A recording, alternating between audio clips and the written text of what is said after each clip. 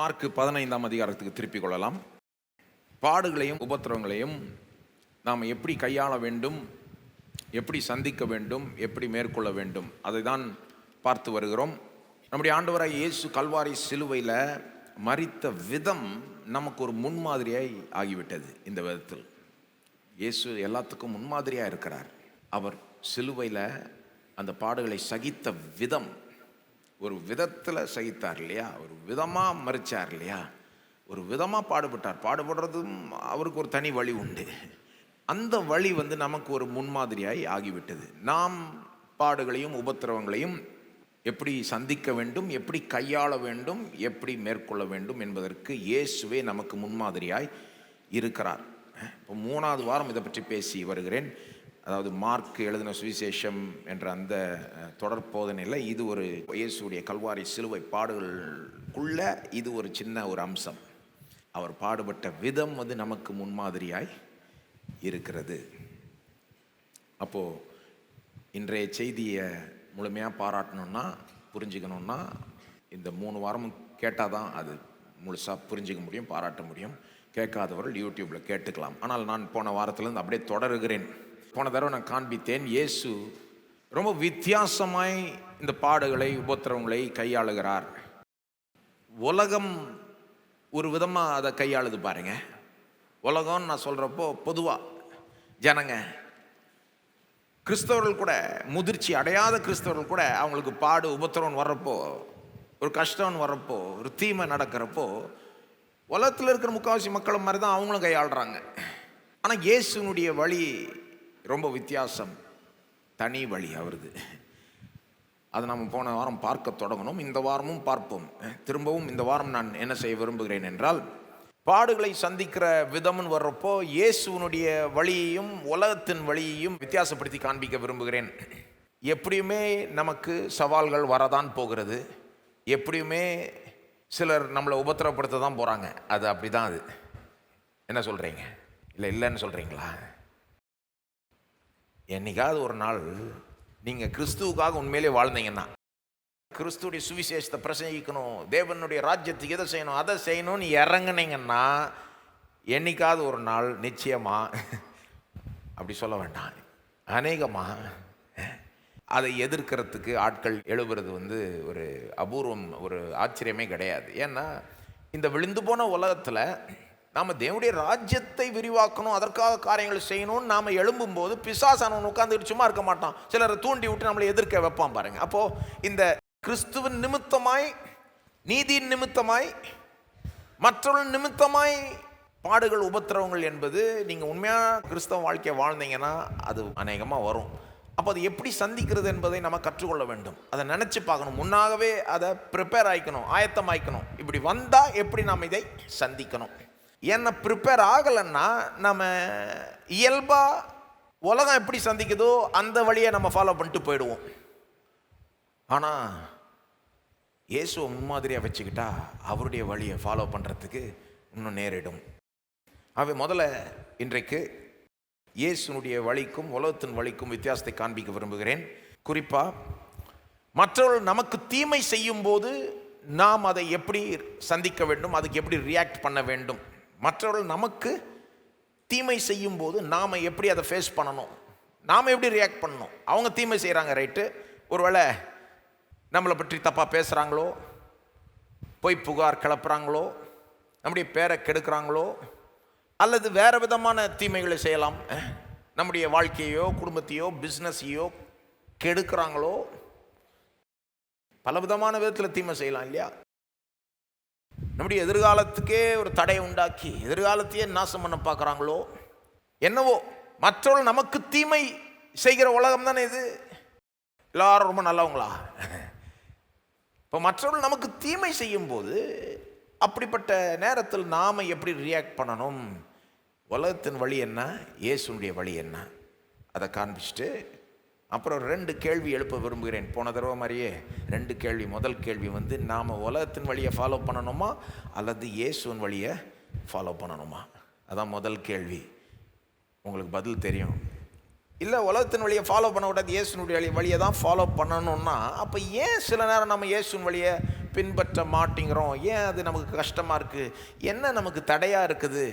ப்ராக்டிக்கலாக நம்மளை எது தடை செய்யுது? அதை எப்படி மேற்கொள்ளலாம்? அதுதான் ரெண்டாவது கேள்வி. அதுக்கும் பதில் சொல்லுகிறேன். ஆகவே ஆரம்பிப்போம். முதல்ல இயேசுவின் வழிக்கும் உலகத்தின் வழிக்கும் வித்தியாசம். இந்த மற்றவர்கள் நமக்கு தீமை செய்கிறப்போ அதை கையாளுற விதம் இருக்குல்ல, உலகத்தின் வழி வேற, இயேசுவின் வழி வேற. அதை முதல்ல காமிச்சிடுறேன். உலகத்தின் வழி என்னென்னா, மற்றவங்க நம்மளுக்கு தீமை செய்ய வரப்போ, நான் உலகத்தின் வழின்னு சொல்கிறப்போ பெரும்பான்மையாக உலகத்தில் அப்படி தான் நடந்துக்கிறாங்க ஜனங்க. அதனால தான் அது உலகத்தின் வழின்னு சொல்கிறேன். மற்றவர்கள் நமக்கு தீமை செய்கிறப்போ உலகத்தின் வழி என்னது? நாமளும் அவர்களுக்கு தீமை செய்கிறது. ஒருத்தர் நம்மளை நிந்திச்சானா நாமளும் நிந்திக்கணும். ஒருத்தர் நம்மளை அடித்தானா நாமளும் அடிக்கணும். அப்படின்றது தான் உலகத்தின் வழி. ஒன்றும் இல்லை, இதை நீங்கள் வீட்டில் கூட பார்க்கலாம், சின்ன பிள்ளைகள்கிட்ட கூட பார்க்கலாம். கூட பிறந்தவங்க சண்டை போட்டுப்பாங்களே சின்ன பிள்ளைகளாக இருக்கிறப்போ, அதுலேயே பார்க்கலாம் நீங்கள். அவன் ஏன் பென்சிலை தூக்கி போட்டானோ இந்த பிள்ளை, அதனால் அவன் பென்சிலை நான் தூக்கி போட்டேன். ஏட்டிக்கு போட்டி, கண்ணுக்கு கண், பல்லுக்கு பல்லுன்ற அப்ரோச் சின்ன பிள்ளைகள்கிட்ட பார்க்கலாம், குடும்பத்தில் கொஞ்சம் பெரியவங்கள்ட்டையும் பார்க்கலாம், புருஷன் பொண்டாட்டிகிட்டையும் பார்க்கலாம். புருஷன் நினச்சிப்பான், என்னை அவமதிச்சிட்டல, உனக்கு காமிக்கிறேன் பாரு நான். பழி வாங்குற அப்ரோச், அதுதான் உலகத்தின் அப்ரோச். இதை வீட்டில் சின்னவங்களும் பண்ணுறாங்க, பெரியவங்களும் பண்ணுறாங்க, நாட்டிலையும் பண்ணுறாங்க, நாடுகளுக்கு மத்தியிலே பண்ணுறாங்க. ஒரு நாடுக்கும் இன்னொரு நாடுக்கும் இந்த அப்ரோச் பெரும்பான்மை அதுதான் பார்ப்பீங்க. அன்றைக்கி அவன் இப்படி பண்ணிட்டான், ஆகவே பழி வாங்கணும். பழி வாங்குற அப்ரோச், இதுதான் உலகத்தின் அப்ரோச். அதுக்கு பைபிள் வசனம்லாம் கூட சொல்லிப்பாங்க, கண்ணுக்கு கண் பல்லுக்கு பல்லுன்னு சொல்லிடு சில பைபிள். அது ஏன் தேவன் பழைய ஏற்பாட்டில் கண்ணுக்கு கண் பல்லுக்கு பல்லுன்னு சொன்னார்னா, அது வாஸ்து பார்த்தீங்கன்னா பாருங்கள், பைபிளை மிஸ்யூஸ் பண்ணிப்பாங்க சிலர்லாம். ஏன் அப்படி சொன்னார்னா, குற்றத்துக்கு ஏற்ற தண்டனையை தான் கொடுக்கணும். ஒரு தண்டனையை கொடுக்குறோன்னா, ஒருத்தருக்கு ஒரு கோர்ட்லேயே தண்டனை கொடுக்குறாங்கன்னா குற்றத்துக்கு ஏற்ற தண்டனையை தானே கொடுக்குறாங்க. The punishment must fit the crime. ஒரு தடவை அடித்தா 100 தடவை அவனை அடித்தா தப்பாயிடும். அது அவன் ஒரு தடவை அடிச்சு நம்ம 100 தடவை அடித்தா குற்றத்துக்கும் தண்டனைக்கு சம்மந்தம் இல்லாமல் ஆகிடும் இல்லையா? அப்போ அந்த குற்றத்துக்கு ஏற்ற தண்டனை தான் கொடுக்கணும், அதுக்கு மிஞ்சி போகக்கூடாதுன்னு லிமிட் பண்ணுறதுக்காக தேவன் பழைய ஏற்பாட்டில் என்னன்னு சொன்னார்? கண்ணுக்கு கண் பல்லுக்கு பல். அவன் கண் எடுத்தா நீ அவன் கண் எடு. நீதி நியாயம் சரி கட்டலாம் தாராளமாக, நீதி நியாயத்தை யாராவது பார்க்கணும் நாட்டில். ஆனால் அது தண்டனை கொடுக்குறப்போ ஜாக்கிரதையாக இருக்கணும். சகட்டு மினிக்கு நினச்சபடி கொடுத்துக்கூடாது. இல்லை, அது பழிவாங்குதலாக ஆகிடக்கூடாது. அது நீதி நியாயமாக இருக்கும். அதுக்கு தான் கண்ணுக்கு கண் பல்லுக்கு பல்லுன்னு சொன்னார். இன்றைக்கி அதை நிறைய பேர் பைபிள் இருக்குன்ட்டு எடுத்துக்கிட்டு அவங்க பழி வாங்குறதுக்கெல்லாம் யூஸ் பண்ணிக்கிறாங்க. கண்ணுக்கு கண் கொடுக்குறேன்ப்பா, பல்லுக்கு பல் அப்படின்னு. அதனுடைய நோக்கம் நீ போய் பழி வாங்குன்னு கிடையாது. அதனுடைய நோக்கம் தண்டனை கொடுக்குறப்போ அதை நியாயமாக செய், அதான் நோக்கம். ஆனால் உலகத்தின் அப்ரோச் என்னது? பழி வாங்குதல். இயேசுனுடைய அப்ரோச் என்னது? அவர்கிட்ட நோட் பண்ண வேண்டிய முதல் பாயிண்ட் அவர் பழி வாங்குறதே கிடையாது. அவர் சிலுவையில் அந்த சிலுவை பாடுகளை அவர் சந்திக்கிறப்போ அவருடைய அப்ரோச்சிட்ட பார்த்தீங்கன்னா பழி வாங்குதலே இல்லை அவர்கிட்ட. எவ்வளோ பண்ணுறாங்க அவரை, ஆனால் அவர் பதிலுக்கு எந்த தீமையும் செய்கிறதே கிடையாது. அதை தான் பேதுரு சொல்லுகிறார், 1 பேதுரு 2:23 அவர் வையப்படும் போது பதில் வையாமலும் பாடுபடும் போது பயமுறுத்தாமலும் இருந்தார். அதாவது அவரை ஏளனமாக மற்றவங்க செய்த போதும் அவர் பழி வாங்கவில்லை, அவர் வேதனைகளை அனுபவித்த போதும் அவர் பயமுறுத்தவில்லை. அவன் எப்படியோ பேசினான். ஞாபகம் இருக்கா இயேசு எப்படி பாடுபட்டார்னு? மார்க் 15 உங்களை மார்க் 15க்கு திருப்ப சொன்னல. ஃபஸ்ட்டு மார்க் 15 சில வசனங்களை வாசித்து உங்களுக்கு நினைவுபடுத்துகிறேன். எந்த அளவுக்கு இயேசுவை பாடுபடுத்தினார்கள், நிந்தித்தார்கள், அவரை பாடுகள் உட்படுத்தினார்கள். ஆனால் இயேசு எப்படி ரியாக்ட் பண்ணார்ன்றதை பாருங்கள். மார்க் 15 சில வசனங்களை வாசிக்கிறேன். ஏற்கனவே இந்த முழு பகுதியை வாசித்திருக்கிறேன், ஆனால் முழுசாக வாசிக்க போகிறதில்ல. 16லேருந்து 32 முன்னே வாசிச்சிருக்கேன். இப்போ சில வசனங்கள் மட்டும் வாசிக்கிறேன். மார்க் 15 16லேருந்து 20 பாருங்கள். அப்பொழுது போர்ச்சேவகர் அவரை தேசாதிபதியின் அரண்மனை ஆகிய மாளிகையில் கொண்டு போய் அவ்விடத்தில் போர்ச்சேவருடைய கூட்டம் முழுவதையும் கூடி வர செய்து, எல்லாம் வாங்கன்ட்டு என்ன பண்ணுறானுங்க பாருங்கள். 17ஆம் வசனம். சிவப்பான மேலங்கியை அவருக்கு உடுத்தி முள்முடியை பின்னி அவருக்கு சூட்டி, யூதருடைய ராஜாவே வாழ்க என்று அவரை வாழ்த்தி, அவரை சிரசில் கோலால் அடித்து அவர் மேல் துப்பி முழங்கால் படியிட்டு அவரை வணங்கினார்கள். அவரை கேலி பண்ணுறாங்க, கேலி செய்து அடிக்கிறாங்க.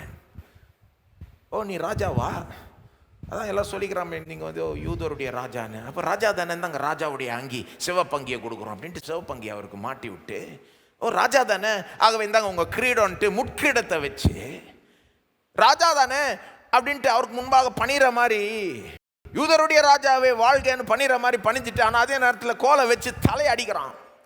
முட்கிரீடம் அவர் தலைக்குள்ள போகுது, நிந்திக்கிறான், பரியாசம் பண்ணுறான், அடிக்கிறான். அவர் அமைதியாக இருக்கிறார். எப்படி ரியாக்ட் பண்ணுறார் பாருங்க. பழி வாங்குதலே இல்லை. அவரை பரியாசம் பண்ணின பின்பு சிவப்பான அங்கியை கலற்றி அவருடைய வஸ்திரங்களை அவருக்கு உடுத்தி அவரை சிலுவையில் அறையும்படி வெளியே கொண்டு போனார்கள். 15ஆம் வசனத்தில் 6 நாள் அடித்தாங்க. அதுக்கப்புறம் இந்த விதத்தில் அவரை கேலி செய்தார்கள், திரும்ப அடித்தாங்க. அதுக்கப்புறம் வா போகலான்ட்டு போகிறாங்க. கொல்கோத்தா மலை கொண்டு போகிறாங்க, அங்கே சிலுவையில் அறையும்படி கொண்டு போகிறாங்க. சிலுவையில் அரைஞ்சப்போ ஏற்கனவே இதெல்லாம் போதிச்சிருக்கோம் விவரமாக. அநேகமாக இயேசுவை நிர்வாணமாய் அறைந்திருப்பார்கள், சிலுவையில் அறைந்திருப்பார்கள் என்பதை நான் உங்களுக்கு போதிச்சேன். 24ஆம் வசனத்தில் அது வந்து சொல்லாமலே சொல்லப்படுது, அப்பட்டமாக சொல்லப்படலை, ஆனால் அது சஜஸ்ட் பண்ணப்படுது. 24ஆம் வசனத்தில் அவர் சிலுவையில் அறையப்பட்டார், அவருடைய வஸ்திரங்கள் அதை பங்கிட்டு ஒவ்வொருவனும் ஒவ்வொரு பங்கை எடுத்து கொண்டான் அப்படின்னு வருது பாருங்க. அப்போ அவரை திரும்ப அவமானப்படுத்தினாங்க. சிலுவையில் அறையும் போது கையில் ஆணி காலில் ஆணி அடித்தாங்க. அரைஞ்ச பிறகு அவருக்கு மேலே ஒரு பலகையை வச்சு அதில் யூதருடைய ராஜாவேன்னு எழுதி பெருசாக ஊரே பார்க்குற மாதிரி வச்சான். ஏன் திரும்ப கேலி செய்கிறான், பரியாசம் பண்ணுறான். பாரு உங்கள் ராஜாக்கு என்ன ஆச்சுன்னு. இயேசுவை அந்த ரோமர்கள் நிந்திக்கிறாங்க, கூடவே யூதர்களையும் நிந்திக்கிறாங்க, உங்கள் ராஜாக்கு என்ன ஆச்சு பாரு அப்படின்னு. எந்த அளவுக்கு அவரை பாடுபடுத்துனாங்க, எந்த அளவுக்கு அவர் தூண்டி விட்டாங்க பாருங்க. சிலுவையில் அவர் அரைஞ்ச பிறகு பப்ளிக்காக அறையப்பட்டார் பாருங்க. ஒரு மெயின் ரோடு பக்கத்தில் கொல்கத்தா மலை வந்து இந்த ஊருக்கு வெளியே ஜஸ்ட்டு வெளியே இருந்திருக்கும். மெயின் ரோடு அது பக்கத்திலே போய் கொண்டு இருந்திருக்கும். போயிட்டு வரவெல்லாம் நிந்திக்கிறான். 29ஆம் வசனத்தில் அதை பார்க்கலாம். 29லிருந்து 32 அந்த வழியாய் நடந்து போகிறவர்கள் தங்கள் தலைகளை துலுக்கி, ஆஹா தேவாலயத்தை இடித்து 3 நாளைக்குள்ளே கட்டுகிறவனே, உன்னை நீயே ரட்சித்துக்கொள், சிலுவையிலிருந்து இறங்கி வா என்று அவரை தூஷித்தார்கள். போகிறவன் வரவெல்லாம் கிண்டல் பண்ணுறான். 31 அப்படியே பிரதான ஆசாரியரும் வேதபாரகரும் தங்களுக்குள்ளே பரியாசம் பண்ணி மற்றவர்களை ரட்சித்தான், தன்னைத்தான் ரட்சித்துக் கொள்ள திராணி இல்லை. நாம் கண்டு விசுவாசிக்கத்தக்கதாக இஸ்ரவேலுக்கு ராஜாவாகிய கிறிஸ்து இப்பொழுது சிலுவையிலிருந்து இறங்கட்டும் என்று சொல்லிக் கொண்டார்கள். இறங்கி வா அப்போ நம்புகிறோம் அப்படின்றான். மற்றவங்களை ரட்சித்து உன்னையே ரட்சித்துக் கொள்ள முடியலையா அப்படின்றான். 32 முடிகிறப்போ எப்படி முடியுது பாருங்க. அவரோட கூட சிலுவைகளில் அறையப்பட்டவர்களும் அவரை நிந்தித்தார்கள். கூட லெஃப்ட் ரைட்டில் கல்லர்கள் தொங்கினார்கள், அவங்களும் இயேசுவை 2 பேருமே நிந்தித்தார்கள். பிறகு ஒருத்தன் நல்லவன் ஆயிடுறான், ஆனால் ஃபஸ்ட்டு 2 பேருமே நிந்தித்தார்கள். அப்போ இவ்வளோ நிந்தனை, இவ்வளோ அடி, இவ்வளோ வலி, வேதனை, இவ்வளோ தீமை அவருக்கு செய்யப்பட்டாலும் அவர் வையப்படும் போது பதில் வையாமலும், அதான் பேதுரு சொல்கிறார், பாடுபடும் போது பயம் முறுத்தாமலும், அவர் வந்து வாயை திறந்து அவனை மிரட்ட கூட இல்லை. அவன் என்னென்னமோ செய்கிறான், அவர் வாயை திறந்து மிரட்ட கூட இல்லைங்க. ஒரு செகண்ட் ஆயிருக்காது. வாயை திறந்து எதாவது சொல்லியிருந்தாருன்னா அவன் ஒன்றும் இல்லாமல் போயிருப்பான். ஏன்னா அவர் உலகத்தையே உண்டாக்கின வார்த்தை இயேசுதான். அவருடைய ஒவ்வொரு வார்த்தையிலையும் ஏகப்பட்ட வல்லமை இருக்கு பாருங்க. அதனால தான் அவர் வாய் திறந்து எதையும் சொல்லலை.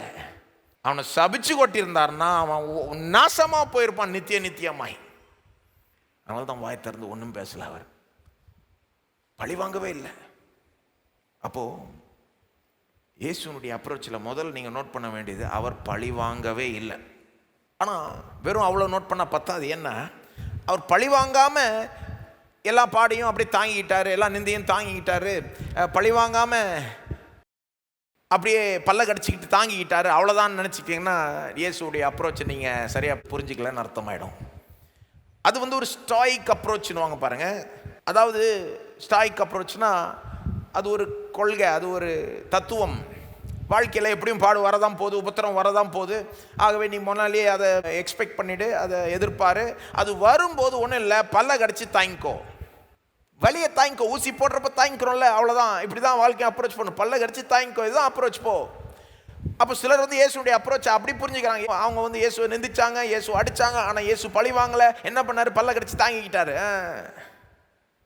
இயேசு வெறும் பழி வாங்காம ஏதோ பல்ல கடிச்சு தாங்கிட்டாருன்னு கிடையாது. பழி வாங்கலைன்றது ஃபர்ஸ்ட் பாயிண்ட். ஆனால் பழி வாங்காம என்ன பண்ணாரு? அவனுக்கு நன்மை செய்தார். அவருக்கு தீமை செய்தவர்களுக்கு இயேசு நன்மை செய்தார். இதை விட்டுறக்கூடாது. இதுதான் ரெண்டாவது பாயிண்ட் நீங்கள் நோட் பண்ண வேண்டியது. இயேசு உன்னுடைய அப்ரோச்சில் முதல் பாயிண்ட் அவர் பழி வாங்கவில்லை. ரெண்டாவது பாயிண்ட் அவருக்கு தீமை செய்தவனுக்கு அவர் என்ன பண்ணுறாரு? நன்மை செய்கிறாரு. அவன் எக்ஸ்ட்ரீமா தீமை செய்கிறான், இவர் எக்ஸ்ட்ரீமா நன்மை செய்கிறார். என்ன செஞ்சாரு உங்களுக்கே தெரியும். சில உதாரணங்களை சொல்கிறேன். அவர்களுக்காக ஜெபித்தார் அல்லவா? அவர்கள் மன்னிக்கப்படணும்னு ஜெபித்தார் இல்லையா? ஞாபகம் இருக்கா? பிதாவே இவர்களுக்கு மன்னியும், தாங்கள் செய்கிறது என்னதென்று அறியாதிருக்கிறார்களே என்று அவர் கைகாலில் ஆணி அடித்தவனுக்கு, அவரை கிண்டல் செஞ்சவனுக்கு, அவர் முகத்தில் துப்பினவனுக்கு இவர் ஜெபிக்கிறார். இவர்களை மன்னியும் ஆண்டவரே, என்ன செய்கிறாங்கன்னு கூட தெரியாமல் செஞ்சுக்கிட்டு இருக்காங்க, மன்னியும் ஆண்டவரே அப்படின்னு அவங்களுக்காக வேண்டிக்கிறாரு. ஆகவே இயேசுனுடைய அப்ரோச்சை ஏதோ ஒரு பேசிவ் அப்ரோச்சா நினச்சிக்காதீங்க. ஒன்றும் செய்யாமல் ஜஸ்ட் தாங்கிக்கிட்டாரு கிடையாது. அவன் அடிக்க அடிக்க நிந்திக்க நிந்திக்க இவர் அவனுக்கு நன்மை செய்கிறாரு. இவங்களை மன்னியும் ஆண்டவரேன்றாரு. வேற என்ன செஞ்சார்? அந்த பக்கத்தில் தொங்கினவன், அது 2 பேர் தொங்கினாங்க இல்லையா இயேசுக்கு பக்கத்தில், சிலுவையில் அறையப்பட்டாங்க அவங்களும் கல்லர்கள். அதில் 2 பேரும் முதல்ல நிந்திச்சாங்கன்னு மார்க் 15:32 சொல்லுது. ஆனால் பிறகு ஒருத்தன் இயேசுவை நம்ப தொடங்கிடுறான். எந்த அளவுக்கு நம்ப தொடங்கிடுறாங்கன்னு அவன் என்னன்னு கேட்குறான் இயேசுவை, நீர் உம்முடைய ராஜ்யத்தில் வரப்போ என்னை நினைவு கூறும் ஆண்டவரே அப்படின்னு சொல்கிறப்போ இயேசு அவனுக்கு ரட்சிப்பே தராரு, ரட்சிப்பே அளிக்கிறாரு. இன்றைக்கு நீ என்னுடன் பரதீசில் இருப்பாய். சிலுவையில் தொங்கிட்டு இருக்கிறப்போ ஆக்டிவா என்னத்தையும் செஞ்சுக்கிட்டு இருக்காருன்னு சொல்ல வரேன். அவர்களுக்காக ஜெபிக்கிறார், அவர்களை மன்னிக்கிறார், இவனுக்கு ரட்சிப்பின் நிச்சயத்தை தராரு. அப்போ பார்க்குறப்போ இயேசு ஜஸ்ட் மௌனமாக இருந்தார், என்னத்தையோ பல்ல கடிச்சு தாங்குற மாதிரி தெரியலாம். ஆனால் அப்படி புரிஞ்சுக்கிட்டீங்கன்னா ஏமாந்துருவீங்க கிடையாது. அதை ஆழமாக கரெக்டாக பார்த்து புரிஞ்சுக்கிட்டீங்கன்னா என்ன புரிஞ்சுப்பீங்க? அவர் வெறும் தாங்கிக்கிட்டு இல்லை, நிறைய பாசிட்டிவாக அவனுங்களுக்காக செய்கிறாரு, நிறைய நன்மையை அவனுங்களுக்காக செய்கிறார். சொல்ல போனால் அவருடைய மௌனமே அவனுங்களுக்காக தான்.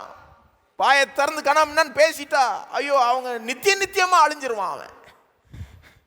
அப்போ அவருடைய மௌனமே அவனுடைய நன்மைக்கு தான்.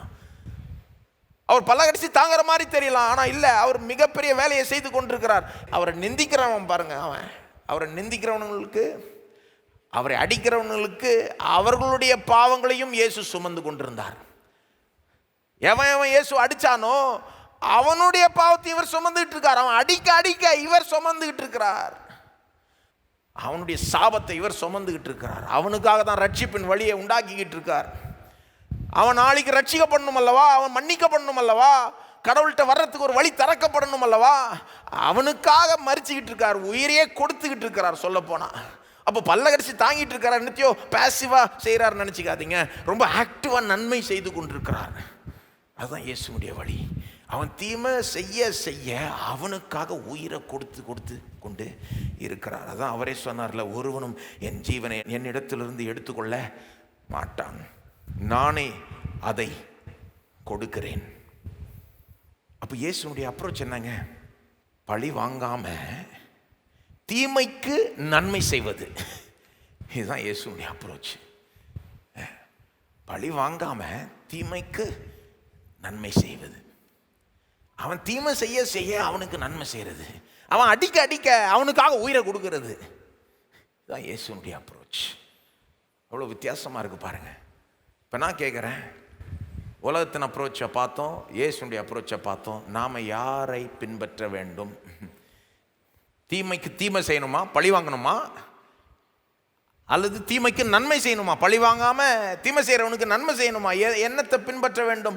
நாம் இயேசுவை பின்பற்ற வேண்டுமா இதில், அல்லது வெறும் இயேசு தாங்க அப்படி, இதெல்லாம் வேறு யாரும் அப்படிலாம் இருக்க முடியாதுங்க, இதுவரை இயேசுக்கு மட்டும்தாங்க, அதெல்லாம் நம்மக்கிட்ட நம்ம அதெல்லாம் எதிர்பார்க்கக்கூடாது நம்மகிட்ட இருந்து அப்படின்னு யோசிக்கணுமா? அல்லது நாமும் இயேசுவை போல இருக்க முயற்சியிடணுமா? புதிய ஏற்பாடு என்னத்தை போதிக்குது? புதிய ஏற்பாடு ரொம்ப தெளிவாய் திரும்ப திரும்ப என்ன போதிக்குதுன்னா, விசுவாசிகள் இயேசுனுடைய வழியை பின்பற்ற வேண்டும். இந்த காரியத்திலையும் இயேசு தான் நமக்கு முன்மாதிரி. நமக்கு தீமை செய்கிறவர்களுக்கு நாம் தீமை செய்யக்கூடாது, நாம் அந்த விதத்தில் பழி வாங்கக்கூடாது. நாம் என்ன பண்ணணும்? தீமைக்கு நன்மை செய்ய வேண்டும் என்பதுதான் புதிய ஏற்பாட்டினுடைய தெளிவான போதனை என்பதை காண்பிக்க விரும்புகிறேன். இது வெறும் இயேசுக்கான வழி மட்டும் இல்லை, இயேசு நமக்கு முன்மாதிரி, நாமும் இப்படி தான் இருக்கணும்னு போதிக்குது பாருங்க புதிய ஏற்பாடு. அந்த நான் வாசித்தேன் 1 பேதுரு 2:23 தான் வாசித்தேன் நான். அங்கே பேதுரு சொல்கிற பாயிண்ட்டே என்னன்னா, கான்டெக்ஸ்டில் வாசித்தீங்கன்னா, பின்னணியோடு சேர்த்து ஒரு 2 வருஷம் முன்னால் வாசித்தீங்கனாலே புரிஞ்சிடும். பேதுரு சொல்கிற பாயிண்ட்டே என்ன, எப்பா இயேசு இப்படி இருந்தார், நீயும் இப்படி இரு, அதுதான் பாயிண்ட்டு. 1 பேதுரு 2:21 ஒரு 2 வருஷம் முன்னால், நான் ஏற்கனவே வாசித்தது 2 வருஷம் முன்னால். 1 பேதுரு 2:21 பிற்பகுதியை பாருங்க. நீங்கள் தம்முடைய அடிச்சுவடுகளை தொடர்ந்து வரும்படி உங்களுக்கு மாதிரியை பின் வைத்து போனார். சொல்லுங்க, மாதிரியை பின் வைத்து போனார். அவர் நமக்கு ஒரு எக்ஸாம்பிளை வச்சுட்டு போயிட்டாருன்றாரு பேதுரு. எப்படிப்பட்ட எக்ஸாம்பிள்? அதை தான் சொல்றாரு. அவர் வையப்படும் போது பதில் வையாமலும், பாடுபடும் போது பயம் முறுத்தாமலும், நியாயமாய் தீர்ப்பு செய்கிறவருக்கு தம்மை ஒப்புவித்தார். அப்போ இயேசுவை போல இருங்கன்றதான் அங்கே பாயிண்டே. 1 பேதுரு 3:9 நான் வாசிக்க போகிறதில்ல, நீங்கள் வாசித்துக்கோ. அங்கேயும் இதே தான் சொல்கிறார். இயேசுவை போல நீங்கள் பழி வாங்காதீங்க அப்படின்றாரு. இயேசு போதிச்ச போதனைக்கே உங்களுக்கு கொண்டு போகிற மத்தேயு 5 இயேசுவே இதை போதிக்கிறார். மத்தேயு 5:43 பாருங்க.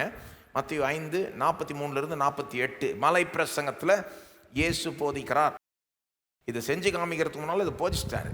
என்னன்னு போதிக்கிறார்? மத்தேயு 5:43 உனக்கு அடுத்தவனை சிநேகித்து உன் சத்ருவை பகைப்பாயாக என்று சொல்லப்பட்டதை கேள்விப்பட்டிருக்கிறீர்கள். உலகம் என்ன சொல்லுது பொதுவா? இப்போ உனக்கு அடுத்தவனை சிநேகி, ஆனால் உன் சத்ருவை பகைத்துக்கொள். ஆனால் இயேசு என்ன சொல்றார்? 44 நான் உங்களுக்கு சொல்லுகிறேன், உங்கள் சத்துருக்களை சிநேகியுங்கள், உங்களை சபிக்கிறவர்களை ஆசீர்வதியுங்கள். எப்படி இருக்கு பாருங்க. சத்ருவை பொறுத்துக்கோன்னு சொல்ல அவரு, சத்ருவை என்ன பண்ணு? சிநேகி. சத்ருக்களை சிநேகியுங்கள். இதுதான் இயேசுனுடைய கட்டளை பாருங்க. நமக்கு கட்டளை கொடுக்குறாரு, சத்துருக்களை சிநேகியுங்கள். வெறும் பொறுத்துக்காத, அவனை சிநேகி. உங்களை சபிக்கிறவர்களே ஆசீர்வதியுங்கள். என்னன்னு சொல்ல இயேசு? உன்னை சபிக்கிறவனை நீ சபிச்சிடாத, சும்மா அமைதியாரு அப்படின்னு சொல்ல, உன்னை சபிக்கிறவனை ஆசீர்வதியுங்கள். உங்களை பகைக்கிறவர்களுக்கு நன்மை செய்யுங்கள். உனக்கு விரோதமா தீமை செய்யறவனுக்கு நீ தீமை செய்யாத, நீ சும்மா இரு அப்படின்னு சொல்ல, அவனுக்கு நீ நன்மை செய்கின்றாரு. உங்களை நிந்திக்கிறவர்களுக்காகவும் உங்களை துன்பப்படுத்துறவர்களுக்காகவும் ஜெபம் பண்ணுங்கள். ஒன்னா அவன் பரியாசம் பண்ணி பேசுறான், அவனுக்காக ஜெபம் பண்ணுன்றார். 45 இப்படி செய்வதனால் நீங்கள் பரலோகத்தில் இருக்கிற உங்கள் பிதாவுக்கு புத்திரராய் இருப்பீர்கள். அப்படின்னா என்ன அர்த்தம்னா, அதான் தமிழில் சொல்லுவோம்ல, அப்பா மாதிரி பிள்ளை அப்படின்னுவோம்ல, அதுதான் சொல்றாரு. இது ஒரு இடியம். உங்கள் பிதாவுக்கு புத்திரராய் இருப்பீர்கள்னா உங்கள் அப்பாவை போல இருப்பீங்க. இப்படி செஞ்சீங்கன்னா உங்கள் பரலோக பிதா போல நீங்க இருப்பீங்க. அவர் தீயோர் மேலும் நல்லோர் மேலும் தமது சூரியனை உதிக்க பண்ணி நீதி உள்ளோர் மேலும் அநீதி உள்ளோர் மேலும் மழையை பெய்ய பண்ணுகிறார். கடவுளை போல இருப்பா, உலகத்தை போல இருக்காத. கடவுளை பாரு. இந்த உலகத்தில் தீயோர் மேலும் அவனை சும்மா அவர் சரி வாழ்ந்துக்கோ, உன்னை கொஞ்ச நாள் வாழ விடுறேன்னு மட்டும் சொல்ல, ஒவ்வொரு நாளும் தமது சூரியனை அவனுக்காக உதிக்க பண்றாருன்றாரு. இன்னைக்கு நான் இங்கே வர்றப்போ கூட சூரியன் அஸ்தமிக்கிறத பார்த்துக்கிட்டே வந்தேன். என்ன ஒரு காட்சி! ஷோ, பார்த்தீங்களா? இந்த டைரக்ஷன்லேருந்து வந்திருந்தீங்கன்னா பார்த்துருப்பீங்க. தமது சூரியன், அது ஏதோ வரும் சூரியன் இல்லை, தமது சூரியன் ஒவ்வொரு நாளும் அவர் தான் உதிக்க பண்ணுறாரு. யார் மேலே? வெறும் நல்லவங்க மேலே மட்டும் இல்லை, தீயோர் மேலும் உதிக்க பண்ணுகிறார். மழையை பெய்ய பண்ணுகிறார். யார் மேலே? வெறும் நீதி உள்ளவர்கள் மட்டும் இல்லை, அநீதி உள்ளவர்கள் மேலும் மழையை பெய்ய பண்ணுகிறார். கடவுள் கெட்டவங்களுக்கு கூட எவ்வளோ நன்மை செய்கிறாரு. அவங்களையும் கொஞ்சம் வாழ விடுறாரு பாருங்க. சரி வாழ்ந்துக்கோ. அவங்களுக்கு ஒரு குடும்பம், ஒரு வேலை, ஒரு சம்பாத்தியம், ஒரு ஆற்றல், ஒரு திறமை, ஒரு தாளந்து எவ்வளோ கொடுக்குறாரு இல்லையா? இல்லை நீ கெட்டவன், உனக்கு ஒன்றும் கிடையாது போ அப்படின்னு இது பண்ணுறது இல்லை பாருங்க. அவர் தயால குணமுள்ளவர். அவரை போல இருப்பா, உலகத்தை போல இருக்காதன்றாரு. 46 உங்களை சிநேகிக்கிறவர்களையே நீங்கள் சிநேகிப்பீர்களானால் உங்களுக்கு பலன் என்ன? ஆயக்காரரும் அப்படியே செய்கிறார்கள் அல்லவா? என்ன சொல்றாரு? உனக்கு நல்லா இருக்கிறவன்ட்டு மட்டும் நீ நல்லா இருந்தா அப்போ உனக்கும் உலகத்தானுக்கு என்ன வித்தியாசம்? உலகத்தில் இருக்கிற மிக மோசமான ஆள் கூட அப்படி இருப்பான். உலகத்தில் இந்த மாஃபியா கேங்ஸ்டர்ஸ்லாம் கூட அவங்களும் எத்திக்ஸ்ன்னு வச்சுருக்கிறாங்க. நீ எனக்கு நல்லது செஞ்சால் நான் உனக்கு நல்லது செய்வேன், நீ எனக்கு தயவு காமிச்சா நான் உனக்கு தயவு காண்பிப்பேன். இப்போ அவன்கிட்ட எத்திக்ஸ் இருக்கு, அவனை போல் இருக்கிறது தான் அப்போ ஆகிடும். வெறும் நமக்கு நல்லது செய்கிறவனுக்கு மட்டும் நம்ம நல்லது செஞ்சால் அவனுக்கு ஈக்குவல் ஆகிடும். நம்ம என்ன வித்தியாசம் அப்போது அவனுக்கும் நமக்கும்? அதுதான் இயேசு சொல்கிறார், ஆயக்காரரும் அப்படியே செய்கிறார்கள் அல்லவா. 47, உங்கள் சகோதரரை மாத்திரம் வாழ்த்துவீர்கள், ஆனால் நீங்கள் விசேஷித்து செய்கிறது என்ன? ஆயக்காரரும் அப்படியே செய்கிறார்கள் அல்லவா. 48, ஆகையால் பரலோகத்தில் இருக்கிற உங்கள் பிதா பூரண சற்குணராய் இருக்கிறது போல நீங்களும் பூரண சற்குணராய் இருக்க கடவீர்கள். அவங்கள போல இருக்காத, உலகத்தை போல இருக்காத, மற்றவங்கள போல இருக்காத. உன் மாடல், இயேசு சொல்கிறார், உன் மாடல் உங்களுடைய பரலோக பிதா. அவர் பூரண சற்குணர், அவர் பர்ஃபெக்ட், அவர்கிட்ட எந்த குறையும் இல்லை. அப்போ அவரை போல இந்த விஷயத்தில் தீமை செய்கிறவனுக்கு நன்மை செய் அப்படின்றார் இயேசு. சிலர் மலை பிரசங்கம்லாம் நமக்கு செல்லாதுங்கன்னுவாங்க. அந்த மாதிரி சொல்கிற கிறிஸ்தவங்களாம் இருக்கிறாங்க. உங்களுக்கு தெரியுமான்னு தெரில, நான் கேள்விப்பட்டிருக்கேன். மலை பிரசங்கம்லாம் நமக்கு செல்லாதுங்க, வேணுன்ட்டு இயேசு ரொம்ப ஓவராக போதிச்சிட்டாரு, எவனுமே செய்ய முடியாத, அதெல்லாம் பொருந்தாது கிறிஸ்தவர்களுக்கு அப்படின்னு சொல்லுகிறவர்கள்லாம் கூட இருக்கிறாங்க. அப்போது அவர்களுக்கு நான் சொல்லுகிறேன், ரோமர் 12 திருப்புங்கள். அவர்களுக்கு மட்டுமில்லை, எல்லாருக்குமே சொல்லுகிறேன். ரோமர் 12ஆம் அதிகாரத்தில் பவுல் ரோமாபுரியில் இருக்கிற விசுவாசிகளுக்கு எழுதுகிறார். ரொம்ப தெளிவாக எப்படி கிறிஸ்தவ வாழ்க்கையை வாழணும்னு சொல்லுகிறார், கட்டளை இடுகிறார். அதை தான் வாசிக்க போகிறோம். 14ஆம் வசனத்திலிருந்து வாசிக்கிறோம். ரோமர் 12:14, உங்களை துன்பப்படுத்துகிறவர்களை ஆசீர்வதியுங்கள், ஆசீர்வதிக்க வேண்டியதை அன்றி சபியாதிருங்கள். எங்கே கற்றுக்கிட்டார் பவுல் இதை? அவருடைய யூத மார்க்கத்திலேருந்து கற்றுக்கிட்டாருன்னு நினைக்கிறீங்களா? கிடையாது, இயேசுகிட்ட தான் கற்றுக்கிட்டார். இவரே முன்ன மற்றவர்களை என்ன பண்ணிக்கிட்டு இருந்தார்? பிடிச்சி ஜெயிலில் போடுறது, சாகடிக்க பார்த்துக்கிட்டு இருக்கிறது, இதுதான் அவருடைய வேலையாக இருந்தது பாருங்கள் பவுல். ஆனால் இப்போ எப்படி சொல்கிறார்? உன்னை துன்பப்படுத்துகிறவர்களை ஆசீர்வதியுங்கள், சபிக்காதீங்க, அவங்கள ஆசீர்வதியுங்க. ஆசீர்வதிக்கிறதுன்னு என்னங்க அர்த்தம்? சில நேரம் ஆசீர்வாதம் நம்ம சொல்கிறோம், என்ன அர்த்தம்னே புரிஞ்சுக்காம போயிடுறோம். இன்னொரு நபரை ஆசீர்வதிக்கிறது என்னங்க? உன்னை துன்பப்படுத்துகிறவர்களை ஆசீர்வதிங்களா. ஆசீர்வதிக்கிறது என்ன? ஆசீர்வதிக்கிறதுனா அவங்க நல்லா இருக்கணும்னு விரும்பி கடவுளுடைய தயவு அவர்களுக்கு கிடைக்கும்படி வேண்டிக்கிறது, அதுதான் ஆசீர்வதிக்கிறது. ஒருத்தர் என்கிட்ட ஜெபத்துக்கு வராங்கன்னா, ஜெபம் பண்ணுங்க ஆசீர்வதிங்கன்னு சொன்னால், அவங்களுக்காக அவங்க நல்லா இருக்கணும்னு நான் விரும்பி அவங்களுக்காக கடவுள்கிட்ட வேண்டிக்கிறேன். அதான் ஒருத்தர் ஆசீர்வதிக்கிறது. என்ன சொல்றார் பவுல்? உங்களை துன்பப்படுத்துகிறவர்களே ஆசீர்வதியுங்கள், அவங்க நல்லா இருக்கணும்னு விரும்பி அவளுக்காக கடவுள்கிட்ட வேண்டிக்கோங்க, அவளை சபியாதிருங்கள். 17ஆம் வசனம் பாருங்க, ஒருவனுக்கும் தீமைக்கு தீமை செய்யாதிருங்கள். அப்படியே இயேசு போதிச்சதை, அப்படியே இயேசு மாடல் பண்ணதை, செஞ்சு காமிச்சதை சிலுவையில் பவுலும் இங்கே போதிக்கிறார். பேதுரும் 1 பேதுரு 3:9 போதிக்கிறார். பைபிள் முழுவதும் இந்த போதனை இருக்குது. இன்ஸ்ட்ரக்ஷன் இஸ் வெரி கிளியர், திட்டம் தெளிவாக இருக்குது.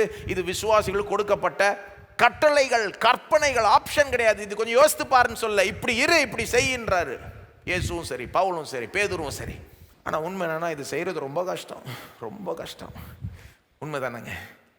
துன்பப்படுத்துகிறவனை எப்படிங்க ஆசீர்வதிக்கிறது? ரொம்ப கஷ்டமாக இருக்குங்க. ஏன் அது கஷ்டமாக இருக்கு? கொஞ்சம் யோசித்து பார்க்கலாம். நம்ம என்ன நம்மளை தடை செய்கிறது? இது இப்படி தான் நம்ம இருக்கணும்னு நமக்கு புரியுது. இயேசுவை போல தான் நம்ம இருக்கணும், இயேசு தான் நமக்கு முன்மாதிரி. ஆனால் செய்கிறது ரொம்ப கஷ்டம். ஏன் கஷ்டமாக இருக்குது? என்ன நம்மளுக்கு தடையாக இருக்குது? அதை செய்யாமல் இருக்கிறதுக்கு எது நம்மளை தடுத்து நிறுத்துது? அதை எப்படி நாம் மேற்கொள்வது? What is hindering us and how do we overcome it? Number 1, நிறைய காரியங்கள் இருக்கலாம், ஆனால் இது நான் சொல்கிற காரியங்கள் ரொம்ப அடிப்படை, ரொம்ப முக்கியம்.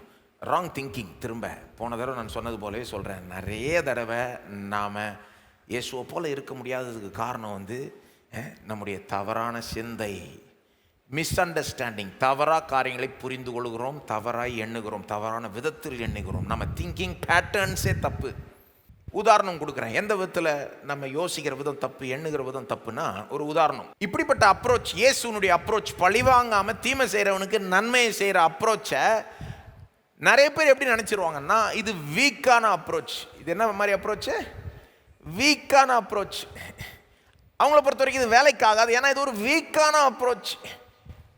ஏன்னா பெரும்பான்மையாக ஜனம் என்ன நினச்சிக்கிறாங்க, ஒருத்தர் நமக்கு தீமை செஞ்சால் அவனுக்கு ஒரு காட்டணும், அப்போ தான் நம்ம வெயிட்டு தெரியும், அப்போ தான் அதுதான் ஸ்ட்ராங்கான அப்ரோச். அவன் தீமை செய்கிறான்னா, அதுக்கு அந்த தீமைக்கு ஏற்ற தீமையை திரும்ப அவனுக்கு செஞ்சால் அப்போ நம்ம வெயிட்டை காமிச்சிட்டோம், அதுதான் ஸ்ட்ராங்கு, அதுதான் பலமுள்ள ஒரு அப்ரோச். இப்படிப்பட்ட ஒரு அபிப்பிராயம் பொதுவாக உலகத்தில் இருக்கு இல்லையா? அப்போ அந்த அபிப்பிராயம் நமக்கும் வர்றதுக்கு ஈஸி தான். அது நாமளும் என்ன, நம்ம பரலோகத்தில் வாழ்ந்துட்டு இருக்கோம், இங்கே தானே வாழ்ந்துக்கிட்டு இருக்கோம். இப்போ அவங்க சிந்திக்கிற மாதிரி நாமளும் சிந்திக்கிறோம். இது வீக்கான அப்ரோச்சு. இது ஒரு தோல்விக்கு நேராக நடத்தும் அப்ரோச். இப்படிலாம் போனால் தோற்றுருவோம், நாம் ஜெயிக்க முடியாது. தீமைக்கு தீமை செஞ்சு அவனை பழி வாங்கினாதான் நம்ம வெயிட்டை காமிக்க முடியும். அதுதான் ஸ்ட்ராங், அதுதான் பலம். அப்படி போனால் தான் நாம் ஜெயிக்க முடியும். இப்படின்லாம் நாம் சிந்திக்கிறதுனால தான், உலகத்தாரை போல சிந்திக்கிறதுனால தான், சிந்தையிலே தப்பு இருக்கிறதுனால தான் இயேசுவை போல நம்மளால் நடந்து கொள்ள முடியல. அப்படி சிந்திக்கிற தப்பு பாருங்க. ஏன்னா உண்மை என்னன்னு சொல்கிறேன், இதுதான் இயேசுனுடைய வழி தான் ஸ்ட்ராங்கான வழி, பலமுள்ள வழி. இயேசுனுடைய வழி தான் வெற்றிக்கு நேராய் நடத்துகிற வழி. நம்புறீங்களா? இயேசு தாங்க அதுக்கு ப்ரூஃபு. என்னங்க இயேசுனுடைய வழி வீக்கான வழியா? நான் கேட்குறேன். தீமைக்கு தீமை செய்யாமல் நன்மை செஞ்சார் இயேசு, பழி வாங்காமல் நன்மை செஞ்சார். நான் கேட்குறேன், அது வீக்குன்னு சொல்வீங்களா நீங்கள்? அது சொல்ல மாட்டோம். இயேசுனுடைய வழி வீக்குன்னு நம்ம சொல்ல மாட்டோம். ஏன் சொல்ல மாட்டோம்? நமக்கு தெரியும் வீக் இல்லைன்னு. அப்போ எதுங்க, நீங்கள் ஒரு முடிவுக்கு வந்துடுங்க இன்றைக்கி. எது வீக்கான அப்ரோச், எது ஸ்ட்ராங்கான அப்ரோச்னு ஒரு முடிவுக்கு வந்துடுங்க. இயேசுனுடைய அப்ரோச் வீக்கான அப்ரோச் கிடையாதுங்க, அது ஸ்ட்ராங்கான அப்ரோச்சுங்க. இயேசுனுடைய அப்ரோச் தோக்கிற ஒரு அப்ரோச் இல்லை, ஜெயிக்கிற அப்ரோச்சுங்க. ஆனால் சிலர் அந்த மாதிரி அதை சொல்லிடுவாங்க பாருங்கள். அது அந்த ஒரு அபிப்பிராயம் பொதுவாக சமுதாயத்தில் இருக்கிறதுனால அது நம்மளையும் பாதிக்குது இல்லையா? சிலர் இப்படி கூட சொல்லிவிடுவாங்க, நாம் எதுவும் செய்யலைன்னா, அவனுக்கு நம்ம வெயிட்டை காமிக்கலன்னா, அப்போ நம்ம ஆம்பளையானே ஒரு கேள்விக்குரிய காரியமாயிடும்ன்ற மாதிரி. ஆம்பளத்தனத்தை காமிக்கிறதுக்குன்னே நாம் என்னத்தையோ செய்யணுன்ற மாதிரி. ஒரு காரியம் சொல்கிறேன், கேட்டுக்கோங்க. ஒரு உண்மையான ஆம்பளை யார் என்பதை இயேசு தான் வெளிப்படுத்துகிறார், உலகம் அல்ல.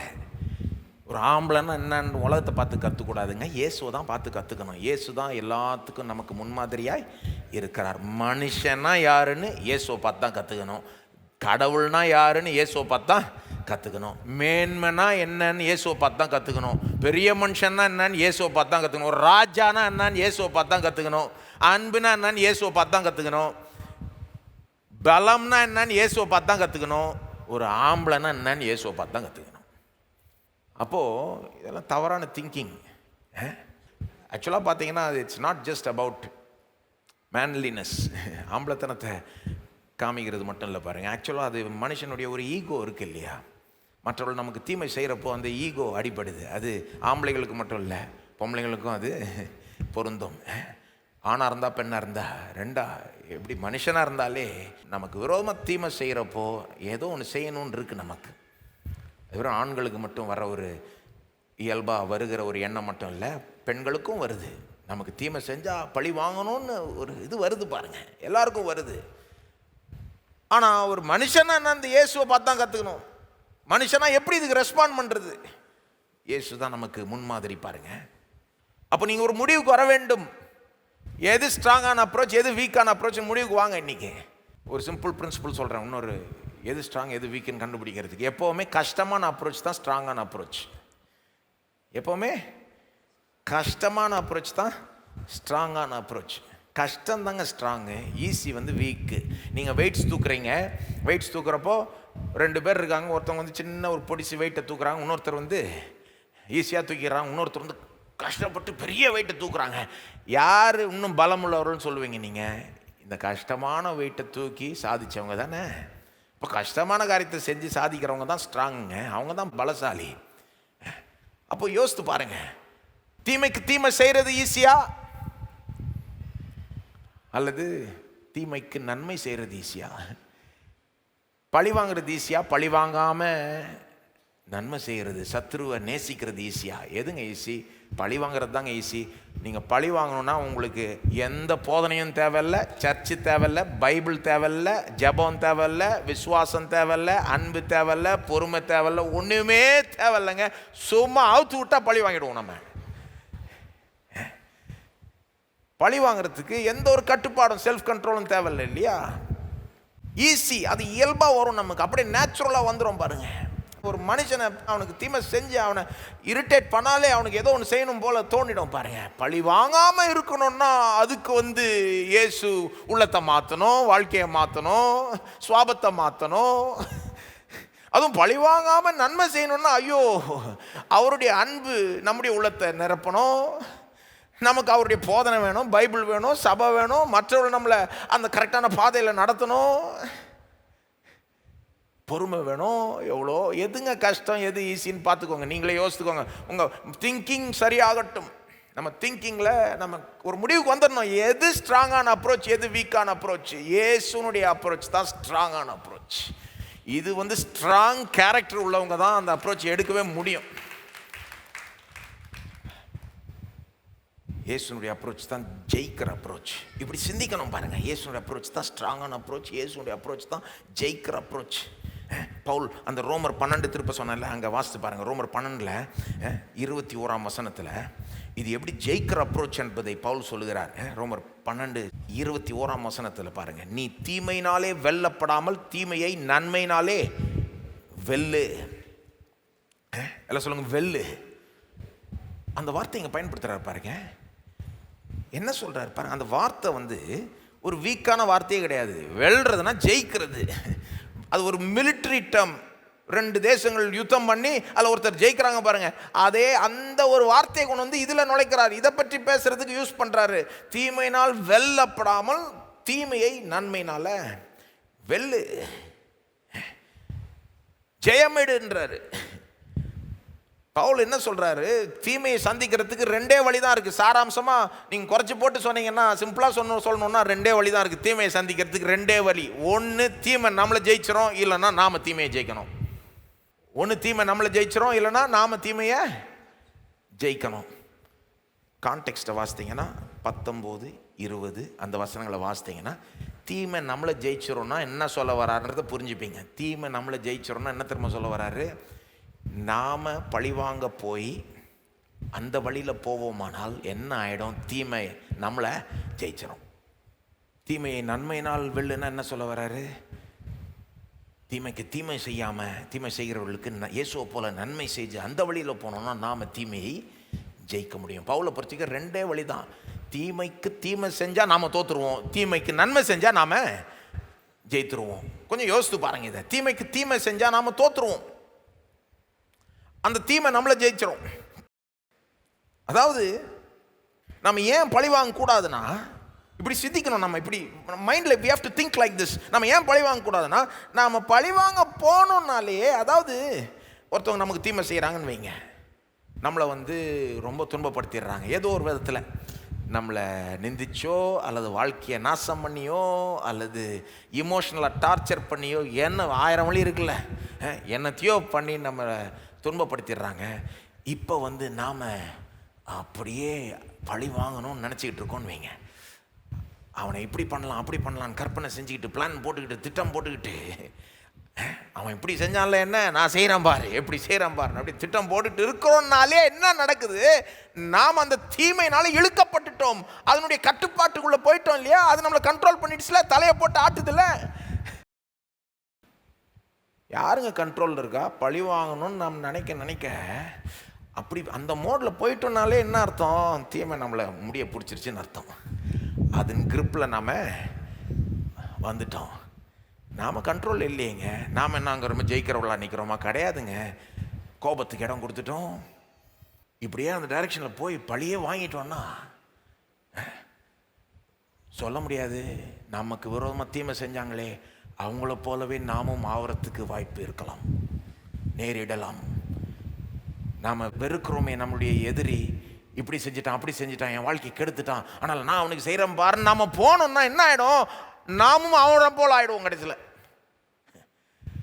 ஏன்னா அந்த பழி வாங்குறதெல்லாம் கண்ட்ரோல் பண்ணுறதெல்லாம் ரொம்ப கஷ்டங்க. பழி வாங்கணும்னு போயிட்டா நம்ம கண்ட்ரோலை இழந்து என்னத்தையா செஞ்சுருவோம் சில நேரம்.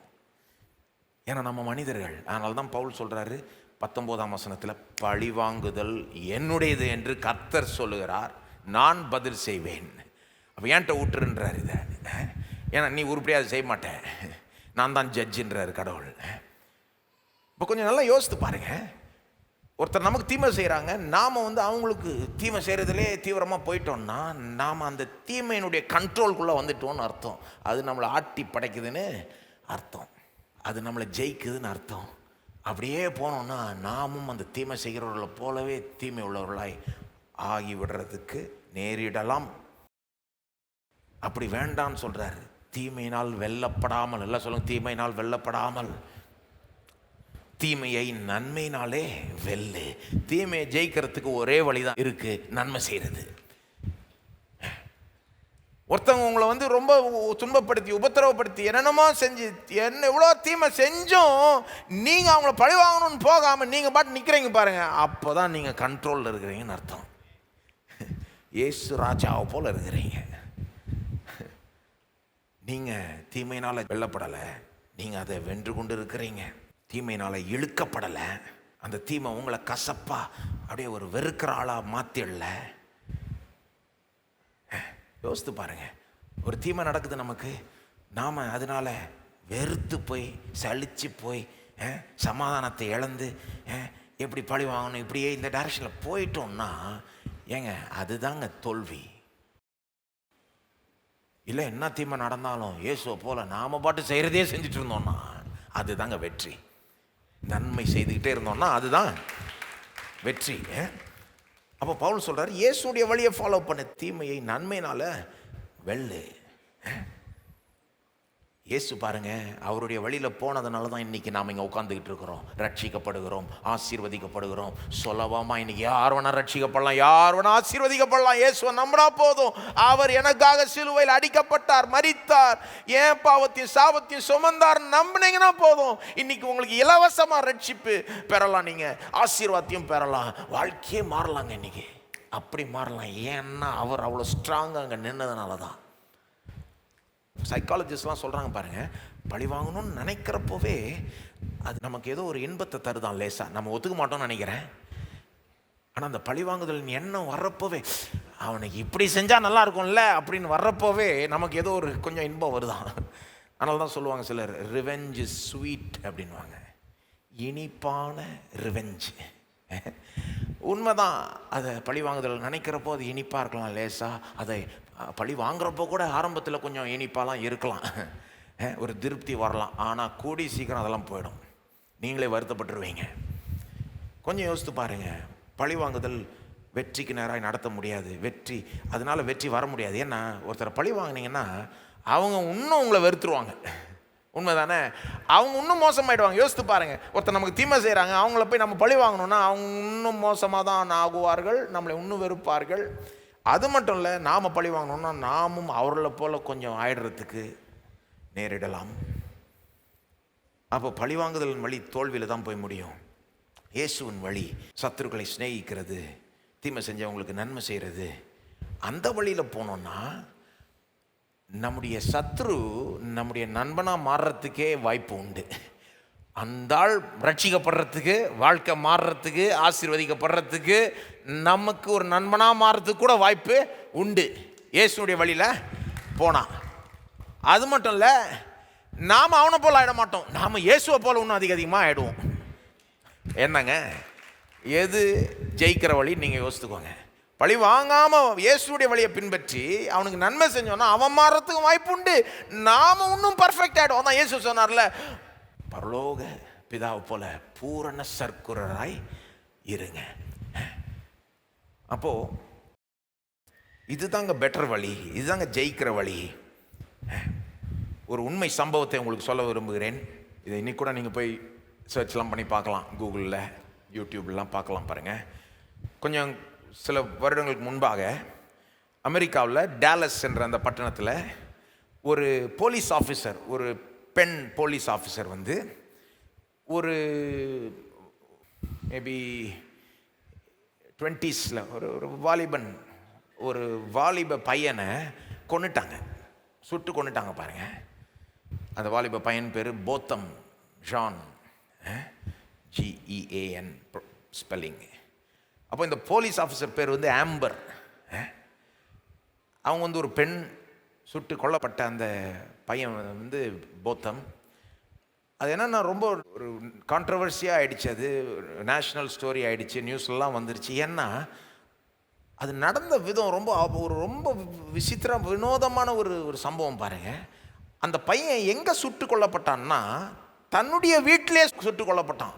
அவன் வீட்டில் தன்னுடைய ஹாலில் உட்காந்துக்கிட்டு ஐஸ்கிரீம் சாப்பிட்டுட்டு இருக்கப்போ இந்த அம்மா உள்ள வந்து அவனை சுட்டு கொண்டுட்டாங்க. எப்படின்னு நீங்கள் நினைக்கலாம். அது எப்படின்னு வாசித்தீங்கன்னா அந்த அம்மா சொல்லுது, நான் வேலையை முடிச்சுட்டு லாங், அவங்க போலீஸ் ஆஃபீஸர் பாருங்கள், 12 மணி நேரம் மேலே லாங் ஒரு டியூட்டி முடிச்சுட்டு வீட்டுக்கு வந்து, அவங்க ஆக்சுவலாக பாருங்கள் ஒரு அப்பார்ட்மெண்ட் காம்ப்ளெக்ஸில் ஃப்ளாட்டில் இருந்தாங்க. 4வது மாடியில் அவங்க வீடு, யார் அந்த போலீஸ் ஆஃபீஸர் ஆம்பருடைய வீடு இருக்குது.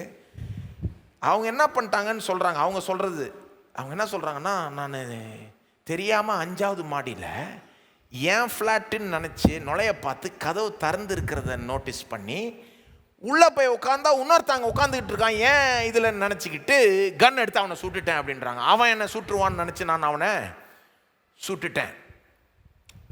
இதில் நிறைய பேர் கேள்வி கேட்டாங்க. அவங்க என்ன கேட்டாங்க, என்ன உன் ஃப்ளாட்டுக்கும் இன்னொருத்தர் ஃப்ளாட்டுக்கும் வித்தியாசம் தெரியாதா? எத்தனை பேர் ஃப்ளாட்டில் வாழ்கிறாங்க, அது எப்படி? சிலர்லாம் என்ன சொன்னாங்க, ஓ இந்த அம்மா வந்து வெள்ளைக்கார ஒரு பெண், அவன் வந்து ஒரு ஆப்பிரிக்க அமெரிக்கன் ஒரு பையன், ஒரு கருப்பர்கள் இனத்தை சேர்ந்தவன். அப்போது என்ன ஒரு முடிவுக்கு வந்துட்டாங்க சமுதாயத்தில் இருக்கிற சிலர்லாம் அந்த ஊரில், ஓ இது இனம் பாகுபாடுனால வந்த ஒரு இது, இந்த அம்மா வந்து கருப்பர்களை வெறுத்ததுனால இப்படி செஞ்சது. ஏன்னா எப்படி சுடலாம்? சிலர் கேள்வி கேட்டாங்க பாருங்க. கேள்வி கேட்கறதெல்லாம் நியாயமான கேள்வி தான். அதாவது போலீஸ் ஆஃபீஸருக்கு பெரிய ட்ரைனிங் இருக்கும் இல்லையா? அப்போ வந்து இன்னொருத்தன் கன் எடுக்கலன்னா அவங்க பொதுவாக கன் எடுக்க மாட்டாங்க, கையை கன் மேலே வைப்பாங்க, ரெடியாக இருப்பாங்களே ஒழிய. ஆனால் இன்னொருத்தன் அட்டாக் பண்ணாமல் அவங்க ஒன்றும் அட்டாக் பண்ண மாட்டாங்க. அவங்களுக்கு அந்த ட்ரைனிங்லாம் இருக்குது. அதெல்லாம் மீறி எப்படி இந்த அம்மா உட்காந்து ஐஸ்கிரீம், ஒருவேளை அவங்க வீடே நினச்சிருந்தா கூட, இவன் உள்ள அங்கே இருந்து தப்புன்னு நினச்சிருந்தா கூட உட்காந்து ஐஸ்கிரீம் சாப்பிட்டுட்டு இருக்கணும், எப்படி கன் எடுத்து சுட்டாங்க? பெரிய சர்ச்சை, கோர்ட் கேஸ் ஆகிட்டு இருக்கிறப்போ அந்த சுட்டு கொல்லப்பட்ட பையன், அவனுடைய தம்பி நினைக்கிறேன், அந்த போத்தம்முடைய தம்பி, அவன் பேர் பிரண்ட், அவனுக்குள்ள இந்த அம்மா மேலே ஒரே வெறுப்பு, பகை. அந்த அம்மாவை எப்படியாவது கொன்று போட்டுறணும்னு அவன் திட்டம் போடுறான்.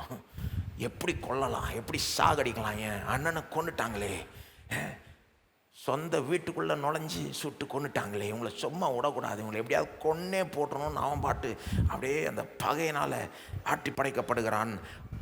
ஆனால் அவன் கிறிஸ்தவன், அவன் வந்து கிறிஸ்தவன். ஆனால் என்ன ஆகுது, ஆரம்பத்தில் ஒரு பகையும் சாகடிக்கணும்னு ஒரு எண்ணம் இருக்குது. ஆனால் கடவுள் அவனோட இடைப்பட்டதுனால அவன் எப்படி ஒரு முடிவுக்கு வந்துடுறான்னா, இந்த அம்மாவை நான் மன்னிக்கணும். கோர்ட் கேஸ் முடிகிறதுக்குள்ளே என்ன ஒரு முடிவுக்கு வந்துடுறான், இந்த அம்மாவை மன்னிக்கணும்ட்டு.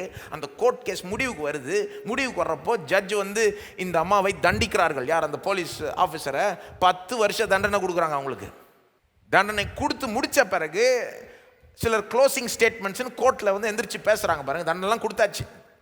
அப்போ அந்த சுட்டு கொலை பண்ணப்பட்ட அந்த பையனுடைய ஃபேமிலியிலேருந்து சிலர் பேசுகிறாங்க. அதில் இந்த பையனும் தம்பியும் பேசுகிறான். அந்த பிராண்ட், அவன் பேசுகிறது நீங்கள் யூடியூப்பில் கூட பார்க்கலாம். ஒரு 3-4 நிமிஷம் வீடியோ. ஜட்ஜுக்கு முன்னால் உட்காந்துக்கிட்டு அந்த அம்மாவை பார்த்து பேசுகிறான் கோர்ட்டில். 10 வருஷ தண்டனை அவங்களுக்கு ஏற்கனவே கொடுக்கப்பட்டது. அவன் சொல்கிறான், நான் உங்களை மன்னிக்கிறேன், உங்களுக்கு எந்த தீமையும் வரக்கூடாதுன்னு நான் விரும்புகிறேன்.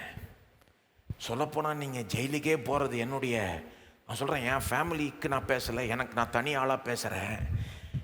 நான் ஃபஸ்ட்டு உங்களை வெறுத்தேன், ஆனால் நான் யோசிக்க கடவுள் என்ன விரும்புகிறார், என் அண்ணனே என்ன விரும்புவான்னா உங்களை நான் மன்னிக்கணும்னு விரும்புவாங்க. ஆகவே நான் உங்களை மன்னிச்சிட்றேன், நீங்கள் நல்லா இருக்கணும்னு நான் விரும்புகிறேன். ஒரே ஒரு காரியம், நீங்கள் இயேசுவை பிடிச்சிக்கோங்கன்றான். கிறிஸ்துவை நம்புங்க, ஏன்னா அவர் நம்ம எல்லாரையுமே மன்னிக்கிறவர், நம்மளை எல்லாருமே மன்னிக்கிறவர். ஆகவே அவர் என் உள்ளத்தில் இடைப்பட்டதுனால நான் உங்களை மன்னிக்கிறேன் அப்படின்ட்டு ஜட்ஜிக்கிட்ட திரும்பி அவன் சொல்கிறான். ஜட்ஜிக்கிட்ட பர்மிஷன் கேட்குறான், அவங்கள போய் கட்டி பிடிக்கிறதுக்கு எனக்கு பர்மிஷன் கொடுப்பீங்களான்றான். ஸ்டாண்டில் உட்காந்துக்கிட்டு அந்த ஜட்ஜி ஒன்றும் பதிலே சொல்ல. ஏன்னா அந்த அம்மா வந்து இவன் அண்ணனை கொன்று போட்டவங்க, ஊரே பற்றி எரியுது அந்த ஒரு கான்ட்ரவர்சியில். இவன் கேட்குறான், அவங்கள போய் கட்டி பிடிக்கிறதுக்கு எனக்கு பர்மிஷன் கொடுப்பீங்களான்னு. அவன் அம்மா ஒன்றும் சொல்லலை. திரும்ப கேட்குறான். அந்த வீடியோவில் நீங்கள் பார்க்கலாம். ஜட்ஜி அழுதுகிட்டே சொல்கிறாங்க, சரி போ அப்படின்னு. அவன் இறங்கி அந்த ஸ்டாண்ட்லேருந்து இறங்கி போகிறப்போ அந்த அம்மா அங்கேருந்து ஓடி வந்து இவனை கட்டி பிடிக்குது.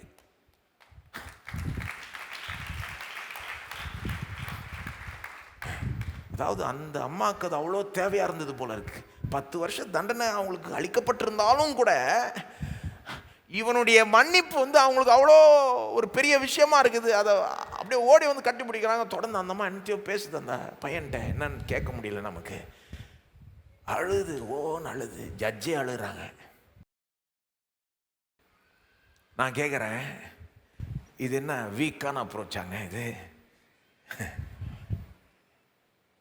இது என்னங்க தோக்குற அப்ரோச்சாங்க? இது நான் சொல்கிறேன், அந்த அம்மா ஜெயிலுக்கு போனாங்க அடுத்தது. ஆனால் ஜெயிலுக்கு போனப்போ கூட நான் நினைக்கிறேன், அந்த பையன் மன்னிச்சதை அவங்க மறந்துருக்கவே மாட்டாங்க. அது அவங்களுக்கு உதவி இருக்கும்னு நான் நினைக்கிறேன். ஒருவேளை அந்த இனம் பாகுபாடு, இந்த மாதிரி ஒரு தவறான காரியங்கள்லாம் அவங்களுக்கு இருந்திருந்தா கூட, அப்படி இருந்துதான்னு எனக்கு தெரியல, ஒருவேளை கருப்பர்கள் இந்த இனத்தை அவங்க வெறுத்திருந்தா கூட, இவன் காமிச்ச அன்பிலே அதெல்லாம் குணப்பட தொடங்கியிருக்கும்னு நான் நினைக்கிறேன். எனக்கு தெரியல, சொல்கிறேன்.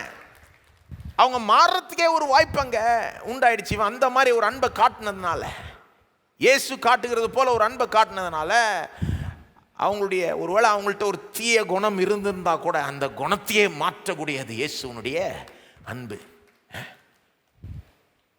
அப்போ பாருங்க, ஆகவே யாரும் செய்ய முடியாதுன்னெலாம் சொல்லாதீங்க.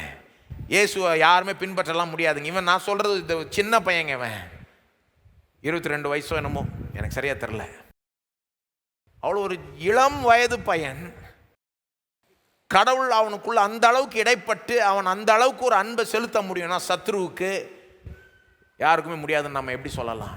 நம்மளாம் அதெல்லாம் ப்ராக்டிக்கல் இல்லைன்னு எப்படி சொல்லலாம்? இல்லைங்க, கடவுள் உங்களோட இடைப்பட்டார்னா நீங்களும் இயேசுவை போல் அன்பை செலுத்த முடியுங்க.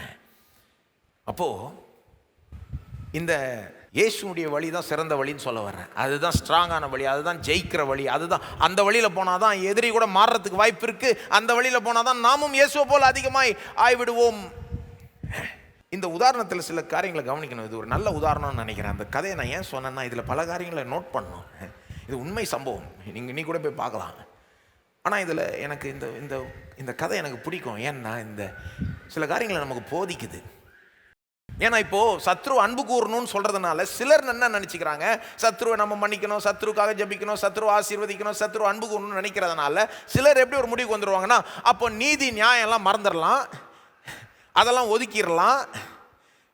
ஒருத்தன் தீமை செஞ்சான்னா அவன் செஞ்ச தீமையெல்லாம் மறந்து அதை பாட்டு கண்டுக்காமல் விட்டுறலாம். ஏன்னா இயேசு தானே மன்னிக்க சொல்லிட்டார், இயேசு தானே அன்பு செலுத்த சொல்லிட்டார், சத்ருக்கு அன்பு காட்ட சொல்லிட்டார். ஆகவே மன்னிச்சு அவனை மறந்து விட்டு நீதி நியாயம்லாம் கேட்க முடியாது, ஏன்னா இயேசுனுடைய வழியில் போயிட்டா இப்படி தான்னு தப்பான ஒரு முடிவுக்கு சிலர் வர்றதுக்கு வாய்ப்பு உண்டு. அதனால தான் எனக்கு இந்த சம்பவம், இந்த கதை பிடிக்குது. ஏன்னா இங்கே பார்த்தீங்கன்னா அந்த அம்மாவுக்கு 10 வருஷம் தண்டனையும் கொடுக்கப்படுது, நீதி நியாயம் கடைப்பிடிக்கப்படுது, அதே நேரத்தில் அந்த அம்மாவுக்கு அன்பும் செலுத்தப்படுது. என்ன சொல்கிறீங்க? அவன் சொல்கிறான், அந்த பையன் வாய் திறந்து சொல்கிறான், நீங்கள் ஜெயிலுக்கு போகணுன்னு நான் ஆக்சுவலாக விரும்பலை. அதை கேட்டுட்டு அந்த ஜட்ஜு, கரெக்ட் தான்ப்பா, அவங்க ஜெயிலுக்கு போவான், நான் கட்டி பிடிச்சிட்டல, இப்போ 10 வருஷம் தானே கேன்சல் பண்ணிடலான்னு சொல்லியிருந்தா அது தப்பாயிட்டு இருக்கும். ஏன்னா ஜட்ஜினுடைய வேலை நீதி நியாயத்தையும் பார்க்கறது. நாட்டில் நீதியும் நியாயமும் நிலைநிறுத்தப்பட வேண்டும். அந்த ஜட்ஜ் அப்பாயிண்ட் பண்ணவர் அரசாங்கம் மட்டும் கிடையாது, கடவுளே அப்பாயிண்ட் பண்ணியிருக்கிறார் வேதம் சொல்லுது. தெரியுமா உங்களுக்கு? ஏன்னா கடவுள் நீதி உள்ளவர், நியாயம் உள்ளவர். அப்போ நீதி நியாயம் கடைப்பிடிக்கப்பட வேண்டும். ஆனால் சத்துருக்களையும் அன்பு கூறலாம், நேசிக்கலாம். சிலுவையிலே அப்படிதான் நடக்குது. நீதி நியாயம் கடைப்பிடிக்கப்படுகிறது.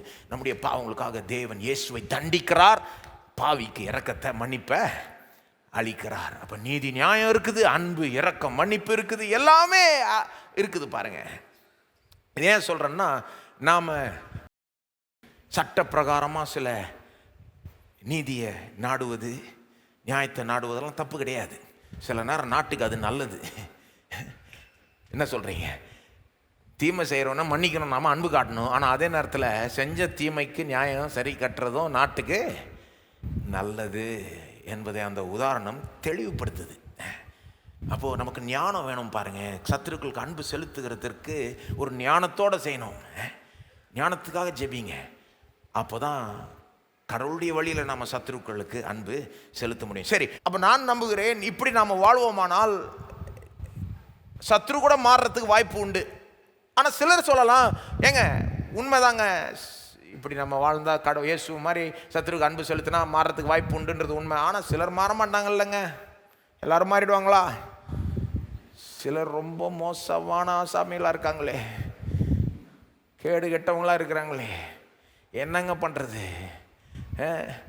சிலர் மாற மாட்டாங்கல்ல. அப்போ என்னங்க, எப்படிங்க இதெல்லாம் ப்ராக்டிக்கலாக நம்ம?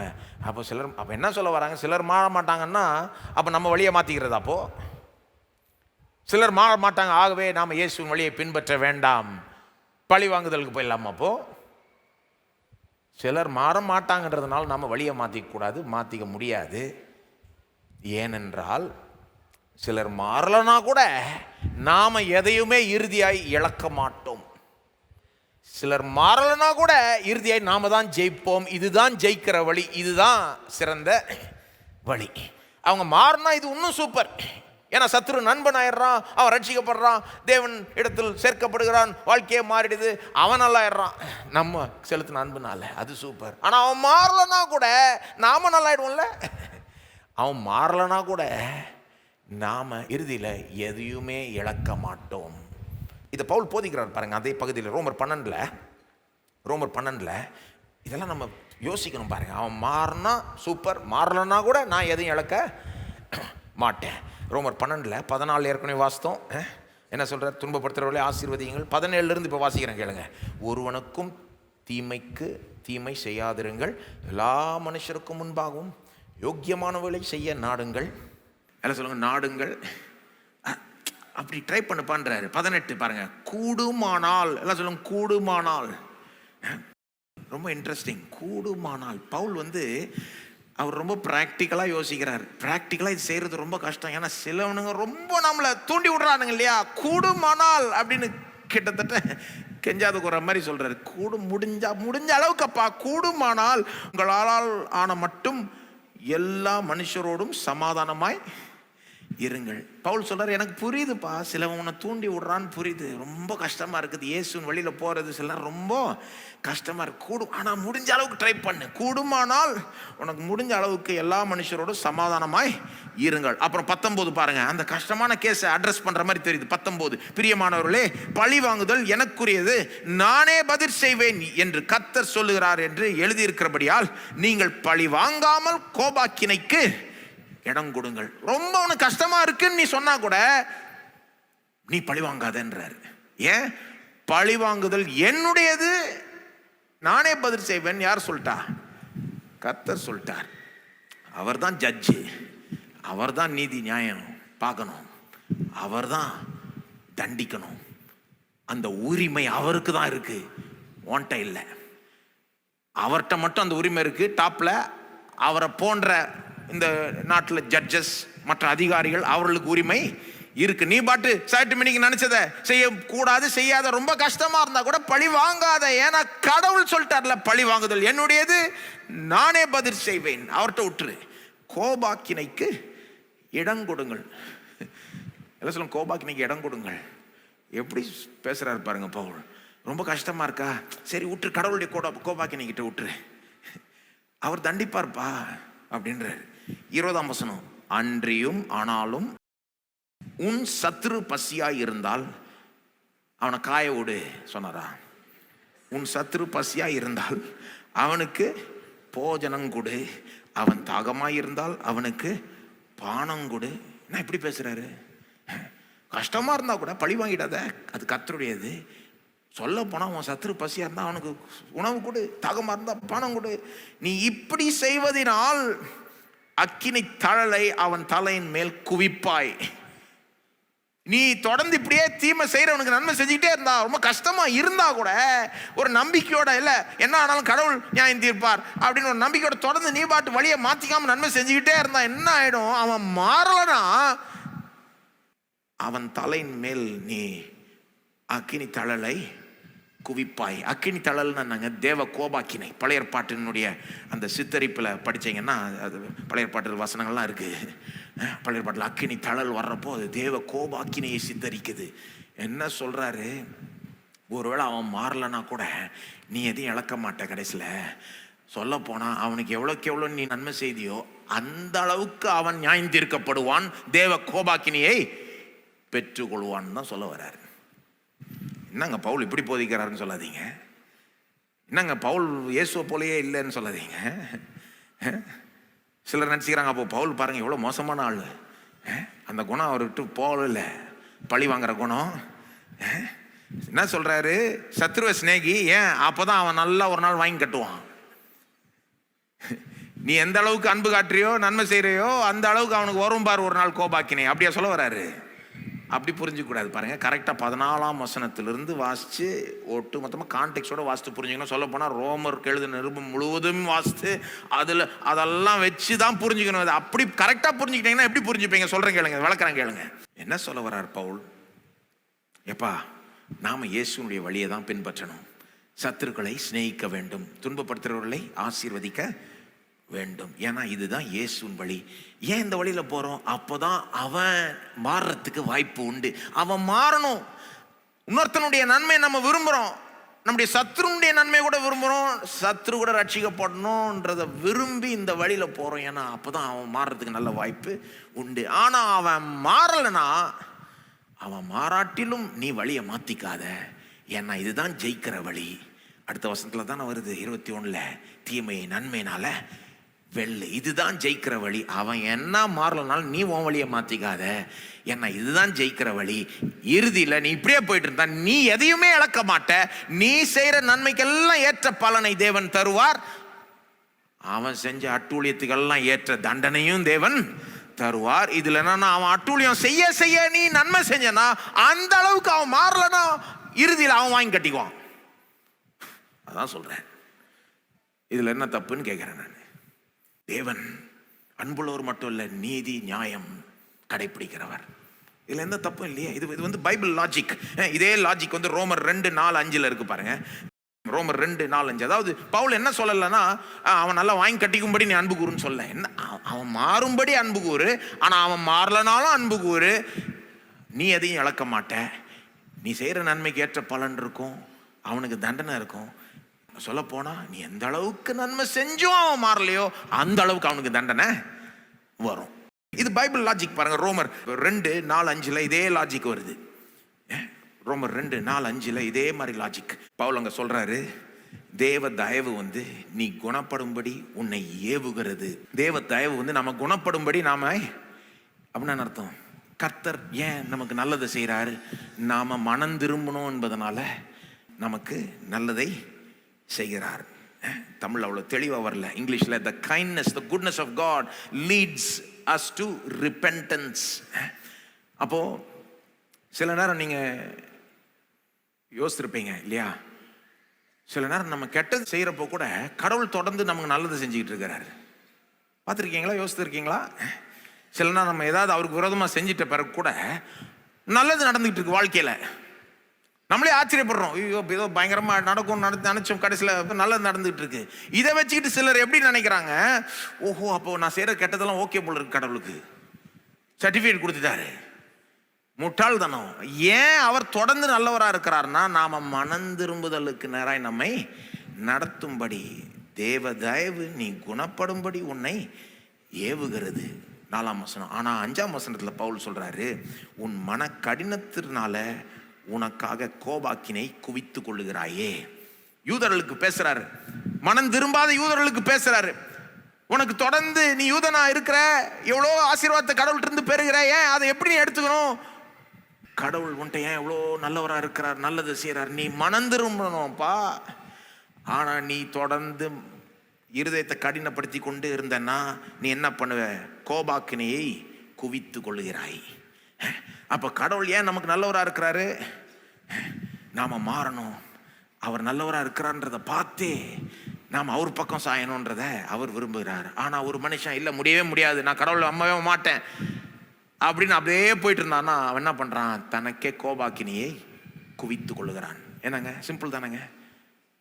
அல்லது இதே லாஜிக் வந்து யோவான் 3:17-19 இருக்கு பாருங்க. யோவான் 3:17-19 பேசிக்கா என்ன சொல்றாரு? இயேசு தான் சொல்றாருங்க. யோவான் 3:17-19 இயேசு என்ன சொல்றாருன்னு சிம்பிளா சொல்லிடுறேன். இயேசு என்ன சொல்றாரு? ஏப்பா, பிதா குமாரனை ஏன் உலகத்துக்குள்ள அனுப்பினார்? ஜனங்களை ரட்சிக்கும்படி அனுப்பினார். ஆக்கினைக்குள்ளாக தீர்க்கும்படி இல்ல, ரட்சிக்கும்படி அனுப்பினார். ஆனால் 19ஆம் வசனத்துல சொல்றாரு, சிலர் வந்து ஒளியை பார்க்கிலும் இருளை விரும்பினதனால அந்த ஆக்கினைக்குள்ளாக தீர்க்கப்படுகிறார்கள்.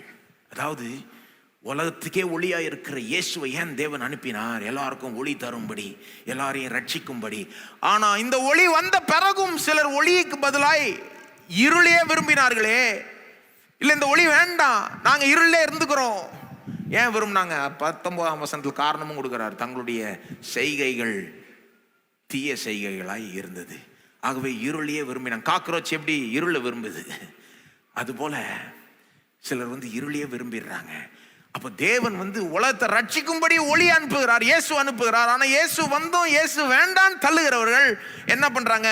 தங்களே ஆக்கினைக்குள்ளாக தீர்த்து கொள்கிறார்கள். இது தேவனுடைய ஃபால்ட் கிடையாது. ஜனங்க ரட்சிக்கும்படி இயேசு அனுப்பிச்சாரு, ஆனால் இயேசுவை வேண்டான்னு நிராகரித்தா நம்ம தலைமையிலேயே தண்டனையை வரவழைச்சுக்கணும். என்னங்க, அதுதான் பவுல் சொல்றாரு. எப்பா, நாம சத்ரு ஏன் அன்பு கூறுறோம்? அவன் மாறணும் என்பதற்காக. ஆனால் அவன் மாறாததுனால நம்ம வழியை மாற்றிக்க மாட்டோம், நாம் தொடர்ந்து அன்பு கூறுவோம்.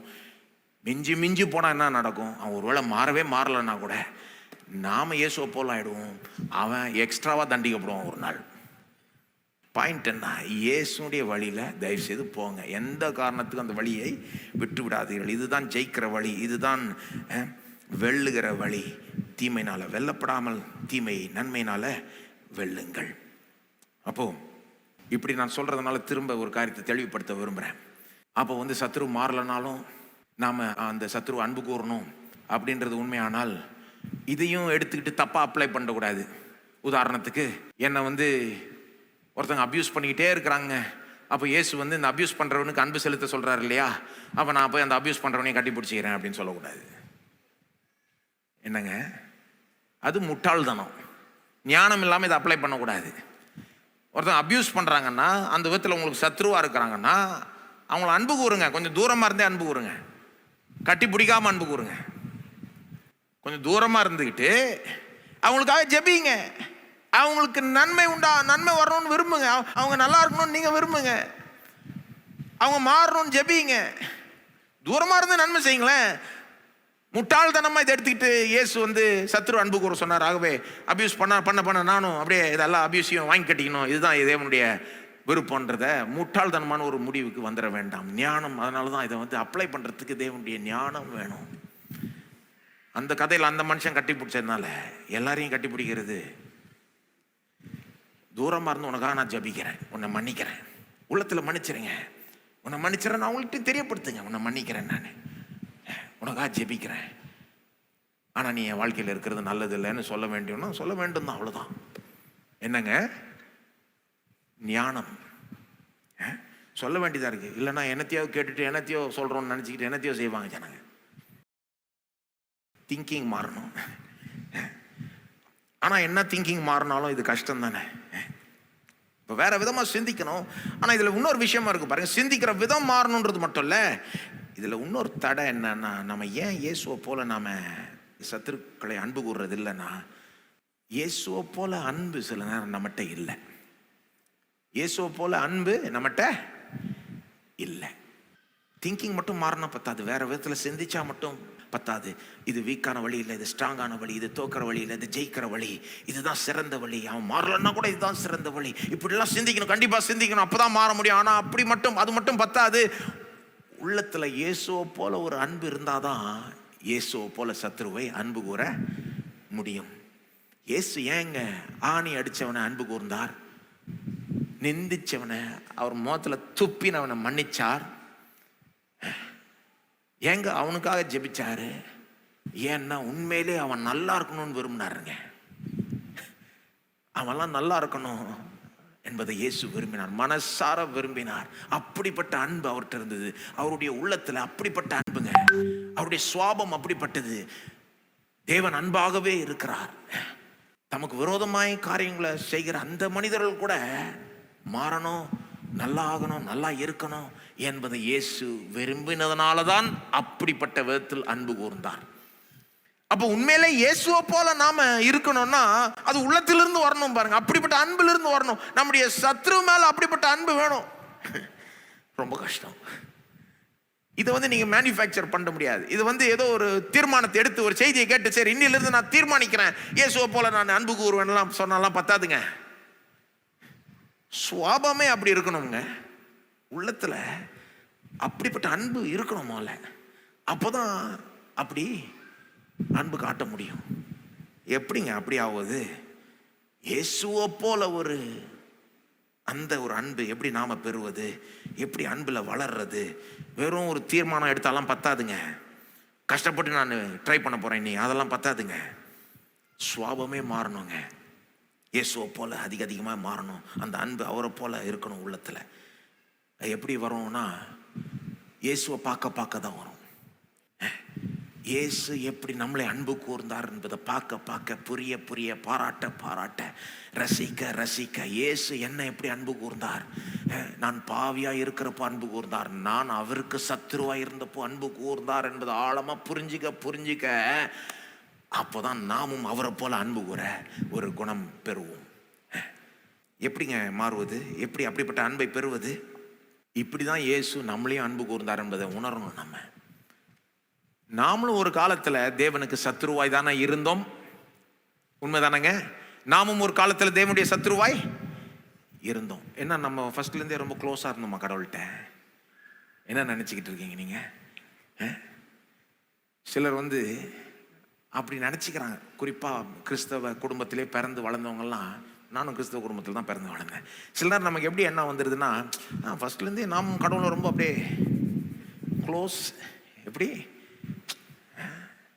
பிறந்ததுலேருந்தே நம்ம பேக்ரவுண்டு தலைமுறையா. வேதத்தை பொறுத்த வரைக்கும் நீங்க பிறந்தப்போவே தேவனுடைய சத்ருவா தான் பிறந்தீங்க, தெரியுமா உங்களுக்கு? என்னைக்கு நம்ம முப்பாட்டன் ஆதாம் விளக்கப்பட்ட கனியை புசிச்சு தேவனுக்கு விரோதமாய் பாவம் செய்து தேவனுடைய முகத்திலே துப்ப பார்த்தானோ, அன்றைக்கு மனுவர்க்கமே தேவனுக்கு எதிரி ஆயிடுச்சு. தேவனுக்கு எதிரி ஆயிட்டோங்க. நம்ம பிறந்தப்போவே எதிரியா தான் பிறந்தோம். சில நேரம் ஒரு குடும்பத்தில் பிறக்கிறப்பவே இன்னொரு குடும்பத்துக்கும் நமக்கும் ஒரு இது இருக்குல்ல, நாம அவன் எதிரியா, அல்லது ஒரு நாட்டில் பிறக்கிறதுனாலே இன்னொரு நாட்டில் இருக்கிறவங்க நமக்கு எதிரியா தானே இருக்கிறாங்க. அது போல மனுஷனா பிறந்தாலே நாம தேவனுடைய எதிரியாயா தொடங்குறோம். அப்புறம் போக நாமும் அந்த ஒரு பகையை வளர்த்துக்கிறோம். நாமும் அவருக்கு விரோதமா காரியங்களை செஞ்சோமா இல்லையா? ஆதாம மட்டும் தப்பு சொன்னா பத்தாது, முப்பாட்டன் ஆதாம் பண்ண வேலை தான் இதெல்லாம். அதாவது நாம ஒன்றும் பண்ணலையா? நாம வளர்றப்ப நாம தேவனுக்கு விரோதமா பாவம் செய்யலையா? நாம எத்தனை விளக்கப்பட்ட கனியை புசித்தோம். நமக்கு ஜீவனையும் சுவாசத்தையும் எல்லாத்தையும் ஆற்றலையும் திறமையும் கை காலையும் குடும்பத்தையும் வேலையும் சம்பாத்தியத்தையும் கொடுத்த தேவனுக்கு விரோதமாக எத்தனை தடவை பாவம் செய்திருக்கிறோம், முரட்டாட்டம் செய்திருக்கிறோம். அவர் சொல்கிற வழியில் போகாமல் யார் என்ன கேட்க முடியும்? நான் பாட்டு என் வழியில் போகிறேன், எனக்கு உரிமை இருக்குன்னு நினச்சி எத்தனை தடவை வாழ்ந்திருக்கிறோம். ஆதாம் செய்தது தான் நாம் எல்லாருமே செய்திருக்கிறோம். அப்போ நாமும் பிறக்கிறப்பவே எதிரி சத்துரு, வளர்றப்பவும் சத்துரு. இதுதான் நம்ம கதை. இப்படி தான் தொடங்குச்சு. நாம் சத்துருக்களாய் இருக்கையில், நாம் பாவிகளாய் இருக்கையில், ரோமர் 5:8 சொல்லுது, நாம் பாவிகளாய் இருக்கையில் கிறிஸ்து நமக்காக மரித்ததினாலே தேவன் நம்மேல் வைத்த தமது அன்பை விளங்க பண்ணுகிறார். தேவனுடைய அன்பு எப்படிப்பட்ட அன்பு? உலகத்தினுடைய அன்பு ரொம்ப வித்தியாசங்க. நாம் அவருக்கு விரோதமாக கையை காமிச்சிக்கிட்டு இருக்கிறப்போ, கையை குலுக்கிட்டு இருக்கிறப்போ, முரட்டாட்டம் செய்துட்டு இருக்கிறப்போவே நாம பாவிகளாய் இருக்கையில் கிறிஸ்து நமக்காக மரித்தார். இதன் மூலமா அவருடைய அன்பை வெளிப்படுத்தினார். 10ஆம் வசனம் சொல்லுது, ரோமர் 5:10, நாம் தேவனுக்கு சத்துருக்களாய் இருக்கையில் அவருடைய குமாரனின் மரணத்தினாலே அவருடனே ஒப்புரவாக்கப்பட்டோம். எல்லாம் சொல்லுங்க, அந்த வசனத்தை சொல்லுவோமா? நாம் தேவனுக்கு சத்துருக்களாய் இருக்கையில், சொல்லுங்க, அவருடைய குமாரனின் மரணத்தினாலே அவருடனே ஒப்புரவாக்கப்பட்டோம்.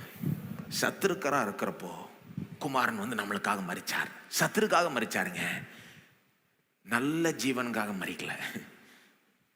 பாவியா இருந்த சத்துருவா இருந்த ஜீவனுக்காக மரிச்சார். அப்படிதான் நான் அவருக்கு நண்பனானேன். சத்துருக்காக அவர் மரிச்சதுனால சத்துருவா நண்பனாக்கி விட்டாரு, ஒப்புரவாக்கி விட்டார். அப்போ இதை நான் உணரணும் பாருங்க. என்ன உணரணும்? நான் எந்த அளவுக்கு தேவனுக்கு சத்துருவா இருந்தேன், அப்போ சத்துருவா இருக்கிறப்போ எனக்கு எந்த அளவுக்கு அன்பு செலுத்தினார், எனக்காக உயிரையே கொடுத்தார் இல்லையா? நானும் அந்த ஆணி அடிச்சவனை போலதான், நானும் அவர் மேல துப்பினவனை போலதான். அவங்கள மாதிரி நானும் பாவியா தான் இருந்தேன், நானும் அவருக்கு சத்துருவா தான் இருந்தேன். ஆனா அந்த நேரத்துல கூட எனக்காக உயிரையே கொடுத்தாரு. என்கிட்ட எந்த ப்ராமிஸும், என்கிட்ட இருந்து நான் ஒரு நன்மையும் செய்யறதுக்கு முன்னால எனக்காக அவர் உயிரை கொடுத்தாருல்ல. அவருக்கு நேரம் ஒரு ஸ்டெப் எடுத்து வைக்கிறதுக்கு முன்னால எனக்காக உயிரை கொடுத்தாருல்ல. அவருக்கு விரோதமாக நான் வாழ்ந்த போவே எனக்காக உயிரை கொடுத்தாருல்ல. அப்படின்றத நீங்க உணர உணர என்ன ஆயிடும்? உங்க உள்ளம் மாற்றப்படும். இயேசுடைய அன்பை பார்க்க பார்க்க ஆவியானவர் என்ன பண்ணுவார்? உங்களை இயேசுவை போல ஆக்கிடுவார் கொஞ்சம் கொஞ்சமா. எப்படி ஆகிடும்? நாளைக்கு உங்களுக்கு விரோதமாக ஒருத்தவன் தீமை செஞ்சான்னா நீங்கள் எப்படி நினைக்க தொடங்கிடுவீங்க? சரி, என்ன இருந்தாலும் அவன் எனக்கு செஞ்சதை விட நான் கடவுளுக்கு விரோதமாக செஞ்சிட்டேன். அவன் எனக்கு விரோதமாக செஞ்சது பெருசா அல்லது நான் கடவுளுக்கு விரோதமாக செஞ்சது பெருசா? நான் கடவுளுக்கு விரோதமாக செஞ்சது தான் பெருசு. ஆகவே அவன் என்ன செஞ்சாலும் அவனை மன்னிக்கலாம், நம்ம அவனுக்கு நன்மை செலுத்தலாம் அப்படின்னு யோசிக்க தொடங்கிடுவோம். என்னங்க, மற்றவர்கள் நமக்கு செய்யற தீமை பெருசா, நாம தேவனுக்கு விரோதமா செஞ்ச பாவம் பெருசாங்க? என்ன நினைக்கிறீங்க நீங்க? ஒரு உதாரணம் கொடுக்குறேன். வீட்டில் 2 சின்ன பிள்ளைங்க சண்டை போட்டுக்கிறாங்க. ஒரு பிள்ளை இன்னொரு பிள்ளைக்கு தீமை செய்து பழி வாங்குதல் போயிட்டே இருக்குது. பார்த்துருக்கீங்களா சின்ன பிள்ளைகள் சண்டை போடுறத? அது ஒரு லெவல். ஒருத்தருக்கு அவங்க தீமை செஞ்சுக்கிறது ஒரு லெவல். ஆனா அதுல ஒரு பிள்ளை ஒரு வேளை, சொல்றேன் ஒரு உதாரணத்துக்கு, தகப்பனுக்கு விரோதமா தீமை செஞ்சு அந்த வீட்டில் தன்னுடைய சொந்த அப்பாவுக்கு விரோதமா தீமை செஞ்சு அப்பாவுடைய வாழ்க்கையும் பேரையும் எல்லாத்தையும் நாசம் பண்ணினா எந்த தீமை பெருசுங்க? நான் கேட்குறேன், இந்த சின்ன பிள்ளைகள் ஒருத்தருக்கு விரோதமாக செஞ்ச தீமை பெருசா அல்லது அந்த பிள்ளை அப்பாவுக்கு விரோதமாக செஞ்ச தீமை பெருசா? எது பெருசுன்னு உங்களுக்கே தெரியும். ஒரு கம்பெனியில் வேலை செய்கிறவங்க ஒருத்தருக்கு அவங்க தீமை செஞ்சுப்பாங்க. நிறையா நடக்கும் கம்பெனியில். பக்கத்து உட்கார ஆளுக்கு விரோதமாக என்னத்தையாவது பிளான் பண்ணி என்னத்தையாவது அவனுக்கு சதி பண்ணி அவனுக்கு கவுக்க பண்ணி இதெல்லாம் இது ஒரு லெவல். ஆனால் சிஇஓக்கு விரோதமாகவே தீமை செஞ்சால் அது வேற லெவல்லங்க. என்னங்க, வானத்தையும் பூமியும் படைத்த தேவன்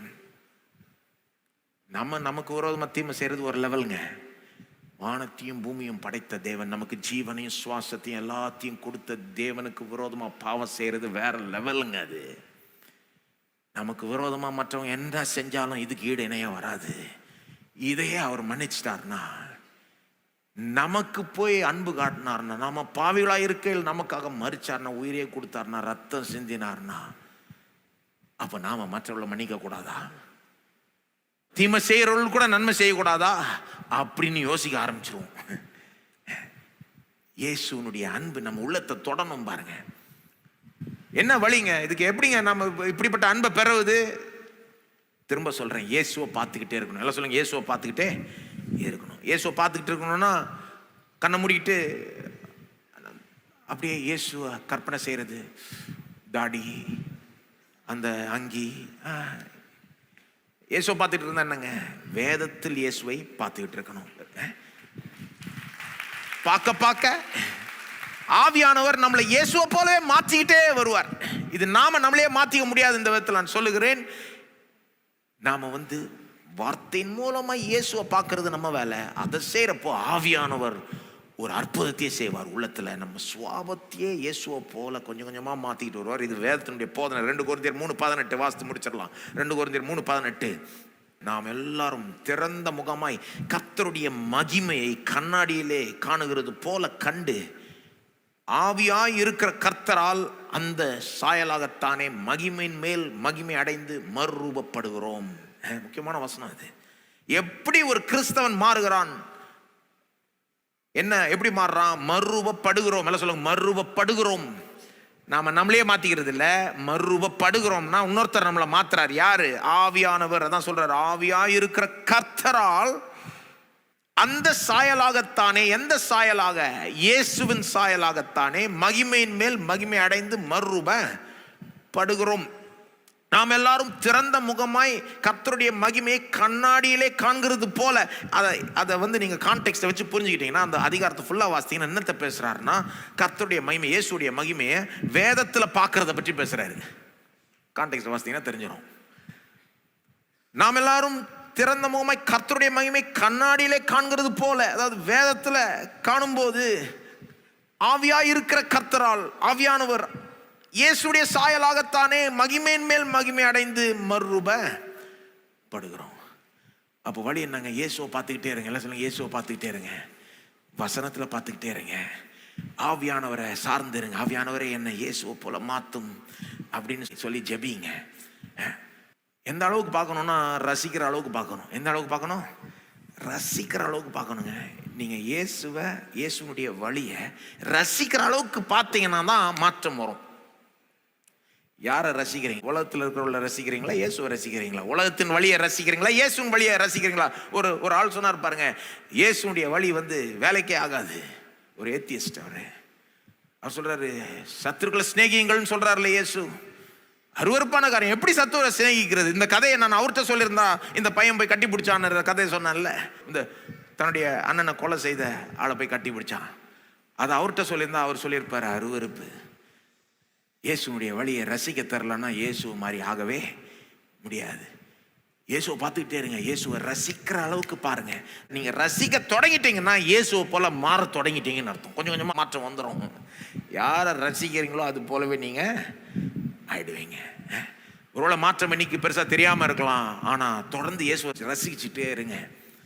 அவருடைய வழியை ரசிச்சுட்டே இருங்க, பார்த்துக்கிட்டே இருங்க, அதை உணருங்க. எந்த அளவுக்கு நீங்கள் சத்துருக்களாக இருக்கிறப்போ, நான் சத்துருக்கா இருக்கப்போ நம்மளை நேசிச்சார்னு பார்க்க அதை ரசிக்க நாமும் நேச்சுரலாக அப்படி செய்ய நமக்கும் தோணும். ஃபோர்ஸ்டாக கிடையாது, கட்டாயப்படுத்தி யாரும் நம்மளை செய்ய வைக்கிற மாதிரி கிடையாது. நேச்சுரலாக ஆவியானவர் நம்மளை இயேசுவை போல நமக்கு ஒரு சுவாபத்தை கொடுத்து அந்த சுவாபத்தில் அன்பிலிருந்து அன்பு காட்ட வைப்பார்.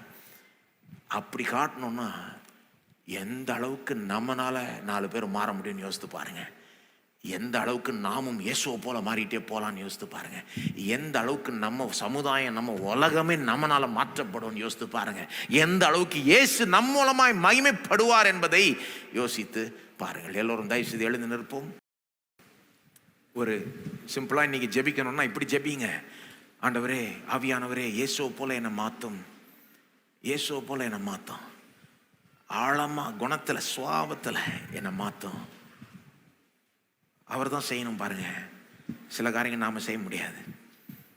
நான் என்னை உமக்கு அர்ப்பணிக்கிறேன், இயேசுவை போல அன்பு கூறுற அப்படிப்பட்ட குணம் எனக்கு வரணும் அப்படின்னு நீங்க ஜெபம் பண்ணீங்கன்னா, அதை விரும்பினீங்கன்னா, தொடர்ந்து வசனத்தின் மூலமா இயேசுவை பார்த்துக்கிட்டே இருந்தீங்கன்னா ஆவியானவர் உங்களை மாற்றுவார். ஸ்தோத்திரம் ஆண்டவரே. எல்லாருக்காகவும் நாங்கள் இதை ஜெபிக்கிறோம். ஆண்டவர் இயேசுவை போல எங்களை மாற்றும். மற்றவர்கள் எங்களுக்கு தீமை செய்கிறப்போ கூட இயேசுவை போல அதை ரியாக்ட் பண்ண அப்படிப்பட்ட குணத்தை, சுவாபத்தை, ஒரு திங்கிங்கை எங்களுக்கு தாரும். அந்த திசையில் எங்களை நடத்தும் ஆண்டவரே. உலகத்தை விட வித்தியாசமாக இருக்க எங்களுக்கு கிருபை செய்யும். மனுஷனால் இது கூடாத காரியம், ஆனால் தேவனால் எல்லாம் கூடும். இயேசுவை போல எங்களை மாற்ற வல்லவர். அந்த சின்ன பையனை மாற்றினவர், எங்களையும் நீர் மாற்ற வல்லவர். எங்களுக்கு விரோதமாய் தீமை செய்கிறவர்களுக்காக நாங்கள் ஜெபிக்கிறோம். நீர் ஜெபிக்க சொன்னீர் அவர்களுக்காக, ஆகவே ஜெபிக்கிறோம். எங்களை உபத்திரவப்படுத்துகிறவர்களுக்காக ஜெபிக்கிறோம். எங்களுக்கு விரோதமாய் தப்பான காரியங்களை பேசுகிறவர்களுக்காக ஜெபிக்கிறோம். கிறிஸ்தவர்களை உபத்திரவப்படுத்துகிறவர்களுக்காக ஜெபிக்கிறோம் ஆண்டவரே. அவர்களை நீர் மாற்றும் ஆண்டவரே. அவர்களை ரட்சிப்புக்கு நேராக நடத்தும் ஆண்டவரே. அவருடைய மனக்கண்களை திறந்து சத்தியத்தை காண செய்யும் ஆண்டவரே. அவங்க வாழ்க்கையை அவங்களே அழிச்சிக்காதபடி அவர்களை காப்பாற்றும் ஆண்டவரே. உம்மை, உம்முடைய சுவிசேஷத்தை, உம்முடைய நாமத்தை எதிர்க்காம உம்முடைய ரட்சிப்பை பெறத்துக்கு அவர்களை நடத்த ஆண்டவரே. அவர்களை மாற்றும் ஆண்டவரே. அவர்களுடைய குடும்பங்களுக்காக ஜெபிக்கிறோம். அவர்களுடைய குடும்பங்கள் நல்லா இருக்கட்டும். அவர்கள் மாறி போய் அவருடைய குடும்பங்கள் ஆசீர்வதிக்கப்படட்டும். அவர்களை இயேசுவின் நாமத்தில் ஆசீர்வதிக்கிறோம். யார் யாருக்கு தீமை நடந்திருக்குதோ அவர்களுக்காக ஜெபிக்கிறோம் ஆண்டவரே. எத்தனையோ பேருக்கு இன்னைக்கு தீமை நடந்திருக்கலாம். தேவனே, உமக்கு யார் தெரியும். அவர்களை நீர் பலப்படுத்துவீராக. இந்த நேரத்தில் கூட தீமை நடந்து கொண்டிருக்கலாம். அவர்களுக்கு பலர் அவர்களுக்கு விரோதமாக எழும்பி இருக்கலாம். அவர்களுக்காக ஜெபிக்கிறோம். அவர்களை பலப்படுத்தும் ஆண்டவரே. விசுவாசத்தை எழும்ப செய்யும். அந்த தீமை நடக்கிற அந்த நேரத்தில் அவன் நம்ப செய்யும்.